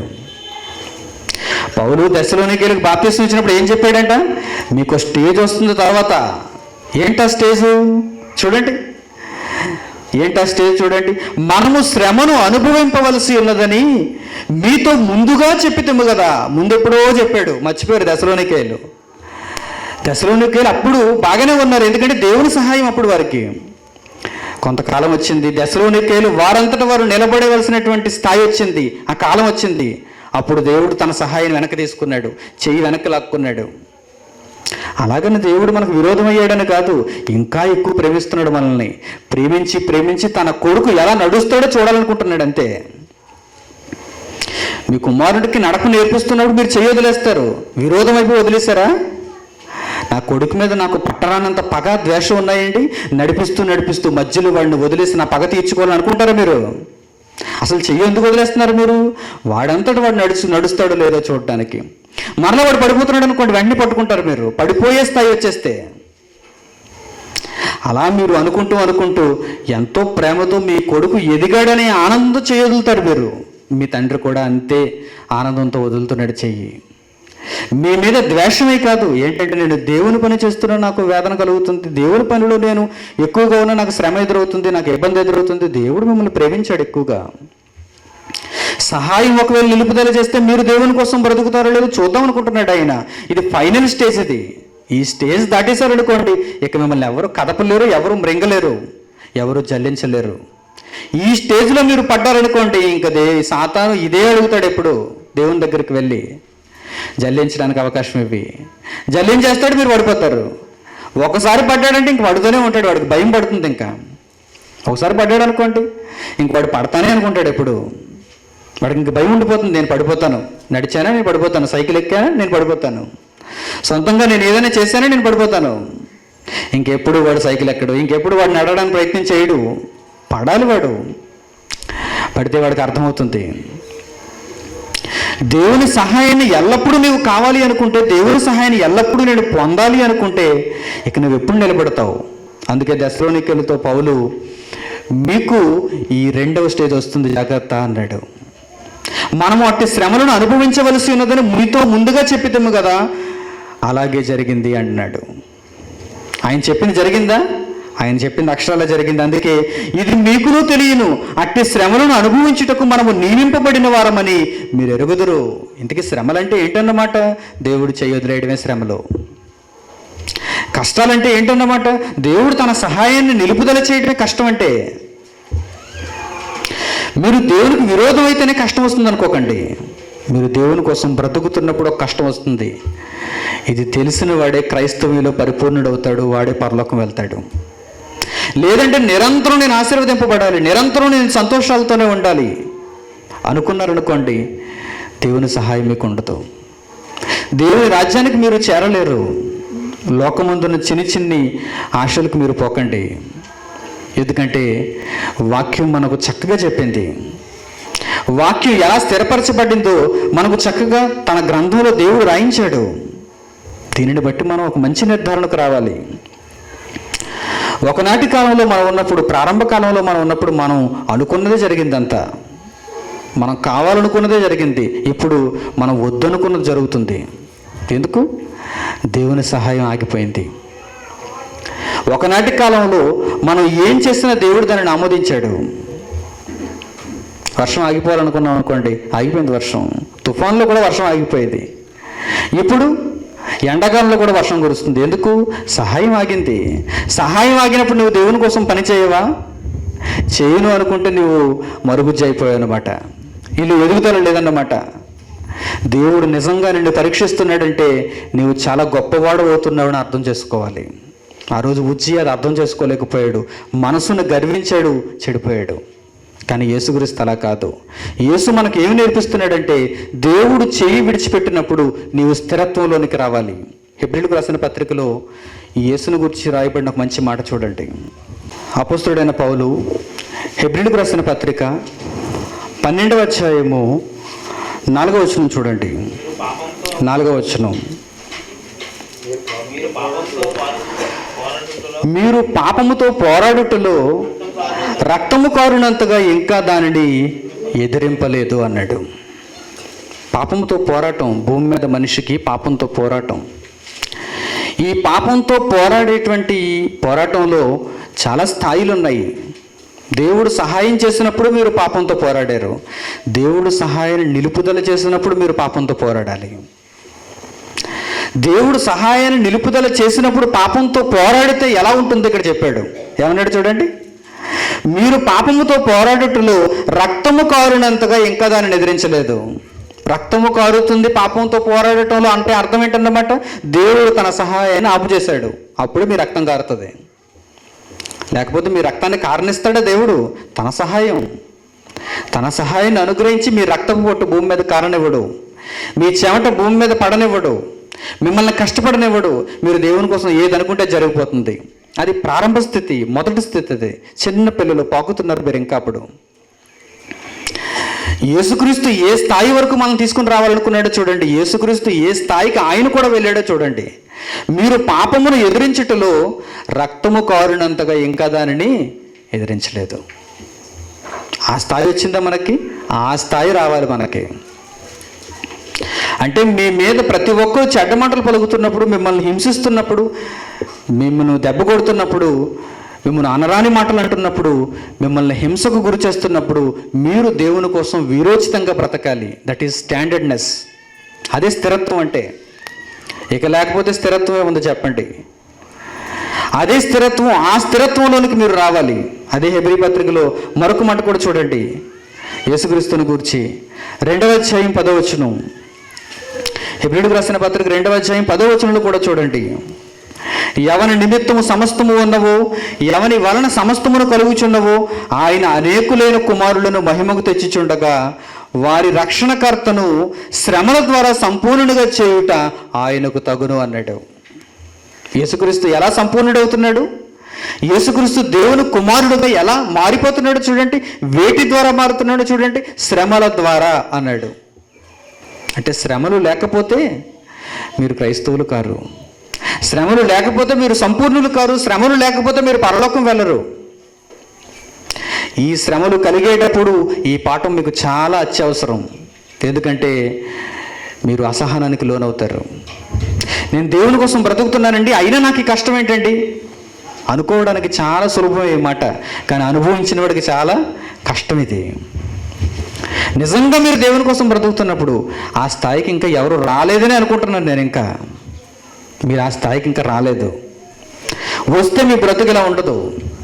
వస్తే మీరు ఇంకా చాలా ఉన్నతంగా ఆలోచిస్తారు దేవుని కోసం.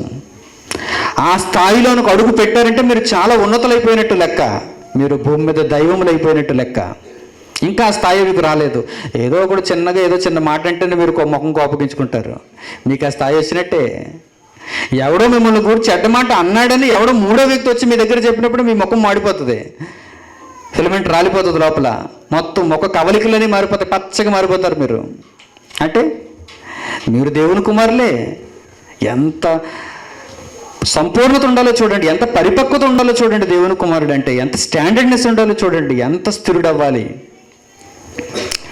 నీవు దేవుని కోసం బ్రతుకుతున్నప్పుడు దేవుని సహాయం ఆగిపోవడం చేత నీకు కష్టాలు ఎదురవుతున్నాయి. అలాంటప్పుడు నీవు బ్రతకగలవా దేవుని కోసం? యేసుక్రీస్తును దేవుడు సంపూర్ణ పురుషుడుగా ఎలా తయారు చేస్తున్నాడో తెలుసా? శ్రమల ద్వారా తయారు చేస్తున్నాడు. ఒక మాట అంటేనే పడం మనం. శ్రమలు కలిగిస్తే పడతామా? శ్రమలు కలిగిస్తే దేవుల్లో ఉంటామా? దేవుల్లో నిలబడతామా? అందుకేనండి ఆ రోజు 6 లక్షలకి ఇద్దరు. 6 లక్షలకి ఎంతమంది? చెప్పుకోవడానికి పేరుకి అందరూ నీతిమంతులే, అందరూ పెద్దలే, ఇశ్రాయేలీయులు పెద్దలు, గోత్రానికి పెద్దలు, అందరూ యాజకులే, అందరూ పవిత్రులే, చెప్పుకోవడానికి పేరుకి, రాసుకోవడానికి, బిల్లలు కట్టించుకోవడానికి అందరూ నీతిమంతులే, పేపర్లో ప్రింట్ వేయించుకోవడానికి అందరి పేర్లు ఉన్నాయి. కానీ పరలోకంలో జీవగ్రంథంలో వీళ్ళ పేర్లేమీ లేవు. జీవగ్రంథంలో ఎవరి పేరుంది? ఇదిగో రక్తము కారినంతగా పాపమును ఎదిరించిన వాడి పేరుంది అక్కడ. అంత స్టాండర్డ్నెస్ ఉండాలి, అంత పరిపక్వత ఉండాలి, అంత కంప్లీట్ మ్యాన్ అవ్వాలి మీరు. సంపూర్ణ పురుషులు అన్నాడు. అందుకే తన కుమారుని ఎలా సంపూర్ణం చేస్తున్నాడో చూడండి. అసలు యేసుక్రీస్తుకున్న సంపూర్ణత, ఆయనలో ఉన్నటువంటి పరిపూర్ణత ఎవరిలోనూ భూమి మీద ఉండదండి, ఎవరిలోనూ భూమి మీద ఉండదు. సడన్గా కట్ అయిపోయిందండి ఆయనకి దేవుని సహాయం, సడన్గా కట్ అయిపోయింది. ఆయన వెనకున్న శిష్యులు తొందరపడిపోతున్నారు ఈ సన్నివేశాలను చూసి. యేసును పట్టుకోవడానికి సైనికులు వచ్చినప్పుడు ఆయన వెనకున్న శిష్యులు తొందరపడుతున్నారు. ఒకడు కత్తి తీసుకుని వచ్చి వెంటనే మలుకొనేటువంటి ఒక సైనికుని చెవి నరికేశాడు. అప్పుడు యేసు అంటున్నాడు, నాకు సహాయం లేక కాదు, నా తండ్రి నాతో పాటు లేడనుకోకు నువ్వు. నేను ఒకవేళ కోరుకుంటే దేవుడు ఎంతమందిని పంపిస్తాడు? 12 సేనా వ్యూహముల కంటే ఎక్కువ మంది సైనికులను నా కొరకు ఇప్పుడే ఈ క్షణం పంపిస్తాడు. కానీ నాకు తెలుసు దేవుడు తన సహాయాన్ని ఎందుకు నిలుపుదల చేశాడో. నేను సంపూర్ణ పురుషుడిని కావాలి. వీళ్ళెంత నా కళ్ళ ముందు. ఈ కష్టాలను చూసి మీరు అదే అనుకోవాలి, ఈ శ్రమలను చూసి మీరు అదే అనుకోవాలి. ఒకవేళ దేవుడు నిజంగా అనుగ్రహిస్తే ఈ చిన్నపాటి వర్షం ఎంత, దేవుడు ఆకాశ మండలం మీదకి నన్ను ఎత్తి వాక్యాన్ని ప్రకటింపజేస్తాడు అని మీరు అనుకునేంత సంపూర్ణ స్థితి మీలో ఉందా? లేక చిన్నదానికి భయపడిపోయారా? ప్రకృతి మీ మాట వినాలండి. ప్రకృతి ఎంత అసలు మీ ముందు, అంతేనా? ఒక చిన్ని మేఘం మీ ముందు ఎంత చెప్పండి. హెబ్రీ పత్రిక తెలియదా మీకు? హెబ్రీ పత్రికలో ఉన్న దేవుని జ్ఞానం అర్థం కాలేదా మీకు? ఇవన్నీ సేవకులైన ఆత్మలు కావా మీ దృష్టికి? మీ కళ్ళ ముందు మీరు కుమారులైనప్పుడు అయినా మీకు ఎందుకు సహకరించడం లేదంటే దేవుని సహాయం ఆగింది, మర్చిపోవద్దు. ఎందుకు ఆగింది? మీ మీద పగ తీర్చుకోవడానికి కాదు, మిమ్మల్ని సంపూర్ణ పురుషులుగా దేవుడు చేయటానికి. మీకు అంత జ్ఞానం ఉంటే మీరు అలా ఆలోచిస్తారు. ఇది దేవుని వల్ల కలిగింది, ఈ కష్టం దేవుని వల్ల కలిగింది. పౌలుకు వచ్చిన ఉపద్రవాలు అన్నీ ఇన్ని కాదు.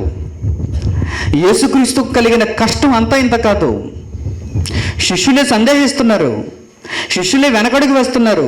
యేసును ఒంటరివాణ్ణి చేశారు ఆ రోజు. నిన్న చూస్తే చుట్టూ జనసమూహం, ఈరోజు చూస్తే ఒంటరిని అయిపోయాను. నాది తప్ప జనసమూహాలది తప్ప? చెప్పండి. నిన్న చూస్తే అందరూ నన్ను జేజేలు కొట్టారు, అందరూ నన్ను పొగిడారు, నువ్వు లేకపోతే నాకు బ్రతుకు లేదు అన్నారు. ఈరోజు అదే మనిషి నా మీద ఉమ్ము వేశాడు, యేసుక్రీస్తు మీద, ఈరోజు నా మీద. ఆ రోజు యేసుక్రీస్తుకి అదే కదా పరిస్థితి. యేసుక్రీస్తు చేత బాప్తిసం పొందారు, యేసుక్రీస్తు చెబితే తరగతులు విన్నారు, యేసుక్రీస్తు చెబితే మహాసభల్లో పాల్గొన్నారు, యేసుక్రీస్తు ఆశీర్వదిస్తే రొట్టె చేపను భుజించారు. అలాంటి వారు యేసును ఎవరో తెలియదని వెళ్ళిపోయారు. పేతురు కూడా ఇంటి ముంగిట వచ్చిన చిన్నదాని ముందు ఏమని సమాధానం చెప్పాడు? యేసు ఎవరో నాకు తెలియదు అన్నాడు. ఇప్పుడు యేసు ఏమనుకోవాలో చెప్పండి. మిగిలిన వారందరినీ పక్కన పెడదాం, వారు పోతారు, పాతాళానికి పోతారు. పేతురు గురించి కూడా పట్టించుకోకండి. అసలు యేసుక్రీస్తు ఏమనుకోవాలి చెప్పండి. ఈ సందర్భాన్ని మనసులో ఒక్కసారి విన్న తర్వాత మనసులో ఆలోచించుకుంటే యేసుక్రీస్తు ఏమనుకోవాలి చెప్పండి. పేతురా నన్ను గూర్చి ఇలా అన్నాడా? ఆ పేతురుని గురించి నేను ఏమని ప్రార్థన చేశానో తెలుసా తండ్రికి? ఆ పేతురుని కాపాడు తండ్రి అని ప్రార్థన చేశాను. సాతాను జల్లిస్తే జారిపోతాడు, ఆ పేతురును కూర్చి నీవే కాపాడాలి తండ్రి అని నేను తండ్రికి ప్రార్థన చేశానే, యేసు ఎవరో నాకు తెలియదు అన్నాడు. అలాగని పేతురుని సిలువేస్తున్నారా? తెలుసంటే సిలువేస్తారా? తెలుసంటే చంపేస్తారా? తెలుసా లేదా అని అడిగారు. నీవు కూడా ఆయనతో ఉన్నవాడు కావా అవునా అని అడిగారు. నిజం చెప్పచ్చుగా? చెప్పలేదు. 3 సార్లు బొంకాడు. 1 కాదు 2 సార్లు, 2 సార్లు కాదు 3 సార్లు నిజ నిర్ధారణ. పేతురు నిజంగా అబద్ధం ఆడాడా లేదా దేవుడు నిర్ధారించాడు. అక్కడ కోర్టులో కూడా చూడండి, 1వసారి 2వసారి 3వసారి ఫైనల్. ఒకసారిగా వదిలేశాడు అనుకోండి, ఏదో పొరపాటున అనేసాను లేదంటే నా మనసులో మాత్రం యేసుక్రీస్తు మీద భేదభావం లేదంటాడు. మరలా అప్పుడు బొంకు. అందుకే దేవుడు అలాంటివి పట్టించుకోడు. ప్రతి దానికి ఆయనకు ఆధారం ఉండాలి. 3 సార్లు నువ్వు అనాలి బిడ్డ, నీ మనసులో ఉన్న దాన్ని నువ్వు చెప్పాలి. చెప్పేశాడు పేతురు. ఆయన ఎవరో నాకు తెలియదు 1వసారి, ఆయన ఎవరో నాకు తెలియదు 2వసారి, ఆయన ఎవరో నాకు తెలియదు 3వసారి. చూసారా? అప్పుడు యేసుక్రీస్తు పరిస్థితి ఏంటి చెప్పండి. పేతురు నన్ను కాదంటున్నాడు, నా శిష్యులు నేను ఎవరో తెలియదు అంటున్నాడు, పారిపోయారు. నిన్నటి వరకు నాకు జేజేలు పలికారు, నిన్నటి వరకు నేను కనిపించకపోతే ఏదో మనసు చలించిపోయింది వారికి. అలాంటి వారు ఈరోజు ఈయనెవరో నాకు తెలియదు, ఈయన సిలువేసేయండి అంటున్నారు. జనసమూహములు అల్లర్లు గెలుస్తున్నాయి. ఒక అధికారి మాట కూడా చెల్లటం లేదు అక్కడ, ఒక పిలాతు మాట చెల్లటం లేదు అక్కడ. యేసు ఏమనుకోవాలో చెప్పండి, మనసులో ఎంత దిగాలు పడాలో చెప్పండి. కానీ ఆయన చాలా ధైర్యంగా ఉన్నాడు. ఎందుకు ధైర్యంగా ఉన్నాడంటే ఆయన సంపూర్ణుడవుతున్నాడు, స్థిరపడుతున్నాడు. ఆయన మనలో అంత సంపూర్ణత ఉందా? మనలో అంత స్థిరత్వం ఉందా? చిన్ని కష్టానికి వెనకడుగు వేస్తాం మనం. దేవుని కోసం బ్రతుకుతున్నప్పుడు చిన్ని కష్టానికి ఎవడో వచ్చి ఒక మాట ఉన్నాడని, వాడికి బాగా జరిగింది, వాడికి మేలు జరిగింది, నీకు మేలు జరగటం లేదు, ఇంకా నువ్వు దేవుణ్ణి వదలవా అని అన్నాడని మనం దేవుని విడిచిపెట్టి వెనక్కి వెళ్ళిపోతాం. దేవుని కోసం పని చేయలేం మనం. ప్రతి క్షణం దేవునికి మన అభివృద్ధిని చూపించలేం మనం. మనల్ని చూసా దేవుడు తన కుమారుడు అనుకోవాలి. చెప్పండి, అలంకారప్రాయంగా ఉన్నాం తప్ప దేవునికి మన వలన ఏం ప్రయోజనం చెప్పండి. అందుకే దేవుడు మంచి పాఠం చెప్పించాడు మనకి. ఎవరు కుమారులు అవుతారో వారు స్థిరపడాలి. దేవుని సహాయం లేకపోయినా స్థిరపడాలి. వారి కుమారులు, లేకపోతే వారు దుర్బీజులు. సాతాను అందరినీ కోరుకుంటుంది. మీరు స్థిరపడిన తర్వాత దేవుడు ఆ సాతానుకు అవకాశం ఇస్తున్నాడు. అవకాశం ఇచ్చినప్పుడు మీరు తొట్టిల్లిపోతారా? అవకాశం ఇవ్వబడినప్పుడు మీరు వెనకడుగు వేస్తారా? అలా వెయ్యని వారే నిలబడ్డారు బైబిల్లో. ఒకసారి పౌలుకు కలిగినటువంటి బాధలు చూడండి. ముగింపులోనికి మనం వెళ్ళిపోదాం. అపోస్తలుడైన పౌలు కొరింథీయులకు రాసిన 2వ పత్రిక 11వ అధ్యాయము 23, 11వ అధ్యాయము 23వ వచనం నుంచి. వెర్రివాని వలె మాట్లాడుచున్నాను, నేను మరి ఎక్కువగా క్రీస్తు పరిచారకుడను. ఇక్కడ 2 క్రీస్తు పరిచారకులు కనిపిస్తున్నారు. ఒక క్రీస్తు పరిచారకునికి ఇంకా కష్టం లేదు, ఒక క్రీస్తు పరిచారకునికి ఇబ్బందులు బాగా ఉన్నాయి. బాగా అర్థం చేసుకోవాలి మీరు దీనిని. ఏమన్నాడు చూడండి, వారు క్రీస్తు పరిచారకుల వెర్రివాని వల్ల మాట్లాడుచున్నాను, నేను మరి ఎక్కువగా క్రీస్తు పరిచారకుడను. కొంచెంగా క్రీస్తు పరిచారకులు కొంతమంది ఉన్నారు, మరి ఎక్కువగా క్రీస్తు పరిచారకులు కొంతమంది ఉన్నారు. ఇప్పుడు ఏం జరిగిందో చూడండి. మరి విశేషముగా ప్రయాసపడితే మరి అనేక పర్యాయములు చెరసాలలో ఉంటని. ఎక్కువగా క్రీస్తు పరిచారకుడు అయిన వాడు ఎలా అయిపోతున్నాడు చూడండి. చెరసాలలో ఉన్నాడు, అనేక పర్యాయములు చెరసాలలో ఉన్నాడు, అపరిమితముగా దెబ్బలు తిన్నాడు, అనేక మారులు ప్రాణాపాయములో ఉంటని. దేవుని సహాయం ఆగిపోయింది కనుక ప్రాణాపాయంలోకి వెళ్ళిపోయాడు. ఇంకా యూదుల చేత 5 మారులు 1 తక్కువ 40 దెబ్బలు తింటుంది. యూదుల చేత 5 సార్లు 1 తక్కువ 40 దెబ్బలు తిన్నాడు. ఎవరైనా పౌలు దగ్గరికి వచ్చి ఇన్ని దెబ్బలు ఎందుకు తిన్నావో తెలుసా, నువ్వు దేవుడిని నమ్మటం లేదు అన్నారనుకోండి, పౌలు ఏమనుకోవాలి? అందుకే బాధతో చెబుతున్నాడు, వెర్రివాని వల్లే మాట్లాడుతున్నాను అన్నాడు. అందుకే నేను మరీ ఎక్కువగా క్రీస్తు పరిచారకుడను. కష్టం వచ్చిందని దేవుడు నాతో లేడనుకుంటున్నారా? కష్టాలలో ఉన్నారని దేవుని సహాయం నాకు లేదనుకుంటున్నారా? మరి ఎక్కువగా దేవునికి నేను విశేషమైన పరిచారకుడిని అన్నాడు. క్రిందకు వచ్చేసరికి చెబుతున్నాడు చూడండి, 3 బెత్తములతో కొట్టబడితిని, ఒకసారి రాళ్లతో కొట్టబడితిని. ఎన్ని కష్టాలండి పౌలకి. తర్వాత 3 ఓడ పగిలి శ్రమ పడితిని, ఒక రాత్రి పగలు సముద్రంలో గడిపితిని. ఓడ పగిలిపోయింది, కష్టపడ్డాడు, ఏ దేవుని సహాయం లేదా? ఆగింది. మరి అతను నీడ పడితే స్వస్థతలు వచ్చాయి, అతని చేతి రుమాలు తీసుకెళ్తే స్వస్థపడిపోయారు. అంత అద్భుతమైనటువంటి శక్తి కలిగిన వాడు. ఈ ఫైనల్ స్టేజ్ ఇలా ఉండదు. ఎలా ఉంటుంది? కష్టాలు, ఇబ్బందులు, శ్రమలు. దేవుని కోసం బ్రతికితే, నీవు ఎంత ఎక్కువగా బ్రతికితే అన్ని కష్టాలు నీకు ఎదురవుతాయి. ఇంకా క్రిందకు చూడండి ఏమంటున్నాడు. ఒక రాత్రి పగలు సముద్రంలో గడిపితే అనేక పర్యాయములు ప్రయాణములోను, నదుల వలనైన ఆపదల్లోను, దొంగల వలనైన ఆపదల్లోను, నా స్వజనుల వలనైన ఆపదల్లోను, అనిజనుల వలనైన ఆపదల్లోను, పట్టణములు ఆపదల్లోను, అరణ్యములు ఆపదలోను, సముద్రంలో ఆపదలోను, కపట సహోదరుల వల్ల ఆపదల్లోను ఒంటిని. ప్రయాసముతో, కష్టముతో, తరచుగా జాగరణములతో, ఆకలి దప్పులతో, తరచుగా ఉపవాసములతో, చలితో, దిగంబరత్వంతో ఉంటిని. ఇంకా చెప్పవలసిన అనేకములు ఉన్నవి, అన్ని రాయలేదు ఇక్కడ. వీటికే అలసిపోయారు మీరు. కొన్ని రాస్తే అలసిపోయారు చదవటానికి, శ్రమలు ఇబ్బందులు చదవడానికి అలసిపోయారు మీరు. ఇవి సుఖ సంతోషాలు కావు, ఇవి ఆశీర్వాదాలు కావు. ప్రపంచవ్యాప్తంగా నాకు తెలిసి ఏ సంఘంలోనూ ఇలాంటి బోధ చెప్పరండి. చెబితే సంఘంలో ఎవరు ఉండరు. ఏం చెప్పాలి? అబ్రహాం ఆశీర్వాదాలు చెప్పాలి. ఏం చెప్పాలి? తన పిల్లలకు దేవుడు ఎలాంటి నీతికరమైనటువంటి పరిస్థితుల్లో మంచి మంచి దీవెనలు ఇస్తాడో చెప్పాలి. పెళ్ళిళ్ళ గురించి చెప్పాలి, ఇంటి కట్టుకోవడం గురించి చెప్పాలి, రోగాలకు స్వస్థతను గురించి చెప్పాలి, అన్నీ అవే చెప్పాలి. ఏంటి స్టేజ్ 1 చెప్పాలా? ఎప్పుడు స్టేజ్ 1లోనే ఉంచాలా? మీ పిల్లల్ని అలా ఉంచు, మీ పిల్లల్ని అలాగే ఉంచు, పెద్ద అయినా సరే అలాగే ఉంచు. వాడికి చిన్న ఏంటంటారు దాన్ని, ప్యాంపరా, దాన్ని కడతారా? పెద్ద అయిపోయిన తర్వాత చిన్న ప్యాంపర్ కడతారా? కట్టరు. చిన్నపిల్లలు కడతారు కదా, అది ఇప్పుడు కట్టరు. ఇప్పుడు వాడు బట్టలు వేసుకోవాలి, వాడంతటి వాడు స్నానం చేయాలి. పెద్ద అయిపోయిన తర్వాత కూడా స్నానం చేస్తారా మీరు? స్నాన గదిలోకి వెళ్ళిపోయి చిచ్చిచ్చి అంటారు. నువ్వు స్నానం చేయరా, పెద్ద అయ్యావు, నువ్వు ఎదిగావు కదా అంటారు. మరి క్రైస్తవులు ఎందుకంటే ఇలాంటి బోధలు? క్రైస్తవులు ఎందుకంటే ఇంకా మారలేదు? ఎందుకంటే వారికి వాక్యం లేదు, వారు ఎదగలేదు, వారి స్థాయి ఎదగలేదు. వారు ఏ దేశంలో ఉన్నవారైనా సరే, వారు ఎంత విజ్ఞానులైనా సరే, అలంకారప్రాయం బైబిల్ అంటే. క్రైస్తవ్యం అంటే అలంకారం వారికి. మరొక సందర్భంలో కూడా కొరింథీయులకు రాసిన మొదటి పత్రికలు కూడా ఏమంటున్నాడు చూడండి. ముఖ్యంగా కొరింథీయులను ఉద్దేశించి పౌలు ఇలా మాట్లాడుతున్నాడు.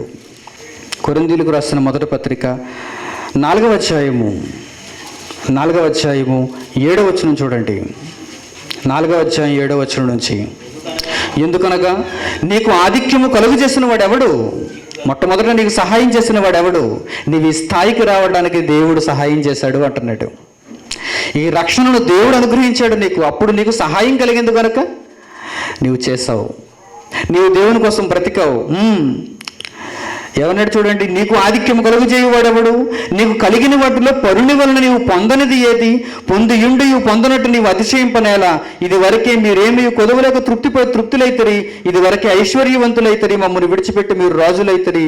అవును, మేమును మీతో కూడా రాజులు మగునట్లు మీరు రాజులొకటి నాకు సంతోషమే కదా అంటున్నాడు కొరింథీయులతో. మీరు చాలా సుఖ సంతోషాలతో ఉన్నారు, దేవుని సహాయం మీకు అనుగ్రహింపబడుతుంది. కానీ వీరెలా ఉన్నారు చూడండి.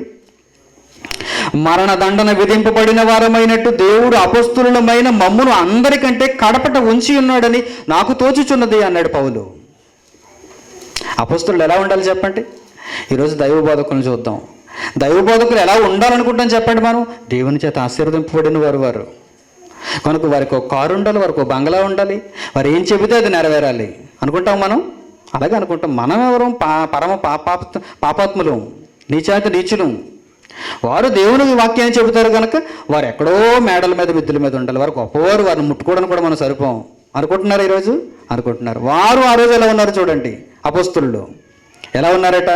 మరణదండన విధింపబడిన వారైనట్టు ఉన్నారు. చూసారా? అప్పటికి ఇప్పటికి ప్లేట్ ఎలా తిరిగిపోయిందో. ఇప్పుడు వీరు అలా ఉన్నారా? లేదు. వీరు వస్తుంటే కలెక్టర్ వచ్చినట్టు ఉంటుంది. ఇప్పుడు క్యాన్వాయ్ కలెక్టర్ కూడా అంత లేదు ఈ రోజుల్లో. వీరికి మాత్రం అంత ఎక్కువ. ఒక ఎస్పీ వస్తే చూడండి, ముందు 2 కార్లు, వెనక 2 కార్లు. అబ్బబ్బో, రాగానే డోర్ తీసేసి ఐగర్. వారికి ఏసీ హోటల్స్, మంచి మంచి భోజనాలు, రుచికరమైనటువంటి పదార్థాలు, ఏది కోరుకుంటే అది. ఆ రోజు ఎలా ఉన్నారు చూడండి అపొస్తలులు. దేవుని కుమారులా, భూమి మీద దేవుని వాక్యాన్ని ప్రకటిస్తున్న నేటి నామకార్థ బోధకులు దేవుని కుమారులా స్టేజ్ 2లో ఉన్నారా వారు? స్టేజ్ 2లో ఉన్నారా వారు? లేరు. దేవుడు తన సహాయాన్ని నిలుపుదల చేస్తాడు. అప్పుడే నీవు సంపూర్ణుడు అవుతున్నావు, అప్పుడే నీవు పరిపూర్ణుడు అవుతున్నావు. అపోస్తులు ఎలా ఉన్నారు చూడండి. దేవుడు మరణదండన విధింపబడిన వారమైనట్టుగా అపోస్తులమైన మమ్మును అందరికంటే కడపట ఉంచాడు. సంఘంలో అందరూ బాగున్నారట, వీరే బాగోలేదు. అలాగని మేము దేవుళ్ళు లేవని, దేవునికి మేము పని చేయకూడదని వెనక్కడుగు వెయ్యాలా చెప్పండి? వారు ఇంకా ఉత్సాహాన్ని పొందుతున్నారు. ఏమన్నాడు చూడండి, 9వ వచనం 2వ భాగం. మేము లోకమునకును దేవదూతలకును మనుషులకును వేడుకగా ఉన్నాము. అందరూ వీరిని గురించి మాట్లాడుకుంటున్నారు. ఏమని? వీరు దేవుని నమ్ముకున్న తర్వాత బాగా కష్టాలు వచ్చేసాయి వీరికి, వేడుక. వీరు దేవుని నమ్ముకున్న తర్వాత ఆశీర్వాదాలన్నీ ఆగిపోయాయి వీరి కష్టాల పాలైపోయారు. లోకమునకు దేవదూతలకు మనుషులకు అందరికీ వేడుకే. మేము వర్షం కూడా ఏమనుకుంటుంది చెప్పండి? మనం మీటింగ్ ఎప్పుడు పెడితే అప్పుడే వచ్చేయాలనుకుంటుంది. వేడుక కదండి. మిగిలిన వాళ్ళు మీటింగ్ పెడితే వెళ్ళాలనుకుంటుందా? వెళ్ళేది కూడా ఆగిపోతుంది. ఎందుకు? సహాయం. కానీ మనకు సహాయం ఉండదు. మనం నడుస్తున్నాం ఇప్పుడు, మనం పరిగెడుతున్నాం ఇప్పుడు, మనం బలవంతులం అవుతున్నాం ఇప్పుడు. మనం దేనికైనా తట్టుకోగలిగే వీరులం కావాలి. అది దేవుని ఆశ. దేనికైనా తట్టుకోవాలి. నా కుమారుడు చిన్ని గాలివానలకు పడిపోయేవాడు కాకూడదు, తెర వెనక్కి వెళ్ళి గడగడలాడిపోయేవాడు కాకూడదు. నా కుమారుడు గొప్పవాడు కావాలి. నా సహాయం నిలుపుదల చేసినా ఆగిపోయినా ప్రారంభ శతాబ్దంలో ఉన్న క్రైస్తవ్యాన్ని నా కుమారుడు మరలా చూపించాలి. అదేనండి దేవుడు అనుకుంటున్నాడు. కానీ ఎవడు దానిని అంగీకరించడు. అందరూ సుఖం కోరుకుంటారు, అందరూ సహాయం కోరుకుంటారు తప్ప. ఎందుకంటే భూమి మీద చిన్న సహాయాన్ని కోరుకుంటాడు మనిషి. దేవుని సహాయం వరకు వెళ్ళకండి. భూమి మీద ఒక కంత్రి లేక మంత్రి సహాయం చేస్తాడు అన్నాడు అనుకోండి, మనం కోరుకుంటామా? వెంటనే కోరుకుంటాం. వాడు ఏమన్నా అనకపోయినా వాడిని స్టేజ్ ఎక్కించేస్తాం. వాడు ఏదంటే అదే నిజం అంటాం. ఎందుకు? ఏదో సహాయం చేస్తాడని. ఒక డిఎస్పి మన మాట వింటున్నాడంటే వాడి దగ్గరికి వెళ్ళిపోతాం మనం, వాడు మనకు సహాయం చేస్తాడు.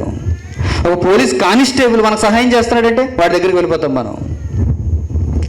దేవుని సహాయం దగ్గర వరకు వెళ్ళక్కర్లేదు. మనిషికి సహాయం కావాలి అనుకుంటాడు, కానీ దేవుని కొరకు ఎంత కష్టం ఎదురైనా నేను పని చేయాలి అని మాత్రం అనుకోడండి. కానీ దేవునికి అలాంటి వారే కావాలి. చూడండి, చివరికి వచ్చేసరికి మేము క్రీస్తు నిమిత్తం వెర్రివారము, మీరు క్రీస్తునందు బుద్ధిమంతులు. మొదటి స్థాయిలో ఉన్నవారు ఎలా ఉన్నారు? క్రీస్తునందు బుద్ధిమంతులుగా ఉన్నారు. ఎందుకంటే అన్ని సుఖ సంతోషాలు భోగభాగ్యాలు వారికే. దేవుడు ఆశీర్వదిస్తున్నాడు, తన సహాయాన్ని పంపిస్తున్నాడు. మీరు క్రీస్తునందు బుద్ధిమంతులు, మేము క్రీస్తునందు వెర్రివారము. తర్వాత మేము బలహీనులము, మీరు బలవంతులు. వారు ఏమనుకుంటున్నారు? మీరు క్రీస్తునందు బలహీనులు అనుకుంటున్నారు అపొస్తలుల్ని. వారే బలవంతులు అనుకుంటున్నారు, ఎందుకంటే అన్నీ జరుగుతున్నాయి, అన్నీ కలుగుతున్నాయి కనుక. తర్వాత మీరు గనులు, మేము గణహీనులము, ఈ గడియ వరకు ఆకలి దప్పులు కలిగిన వారము. టిల్ నౌ అన్నాడు. ఆ మాట రాస్తున్నప్పటికీ కూడా పౌలుకి ఆకలి ఉంది, దప్పికుంది. ఆలోచించండి. అదే దేవుని కుమారుడుగా పరిపూర్ణుడవటం, సంపూర్ణ పురుషుడిగా సాగిపోవటం అంటే అదే. దేవుడు ఆ స్థాయిలోనికి తీసుకొచ్చాడు అపొస్తలుల్ని. ఆ స్థాయిలోనికి మనల్ని రమ్మనే ఈ మాటలు రాయించాడు. ఈ క్షణం వరకు ఆకలి దప్పులు కలిగిన వారము, దిగంబరులము, పిడుగుద్దులు తినుచున్నాము, నిలువరమైన నివాసము లేక స్వహస్తములతో పనిచేసి కష్టపడుచున్నాము, నిందింపబడి దీవించుచున్నాము, హింసింపబడి ఓర్చుకొనుచున్నాము, దూషింపబడి బతిమాలు కొనుచున్నాము, లోకమునకు మురికిగాను అందరికీ పెంటగాను ఎప్పటికీ ఎంచబడి ఉన్నాము అంటున్నాడు. ఎందుకొరకు? ఎందుకు వచ్చింది ఈ పరిస్థితి అంతా? ఏలి ఏలి లామా సబక్తాని అన్నాడు పౌలు ఆ రోజు. అంటున్నాడు పేతురు ఆ రోజు, నా దేవా నా దేవా నన్ను ఎందుకు చెయ్యి విడిచావు? నీవు చెయ్యి విడిచిన తర్వాత నేను నీ కొరకు బ్రతకాలి, నీ కొరకు నేను నిలబడాలి, నీ ఇష్టాన్ని నేను నెరవేర్చాలి. ప్రతి క్రైస్తవుని జీవితంలో ఎదురయ్యేటువంటి సందర్భం ఇది. ఈ సందర్భంలో ఈ స్థాయిలో నిలబడిన వాడే దేవునికి అసలైన కుమారుడు.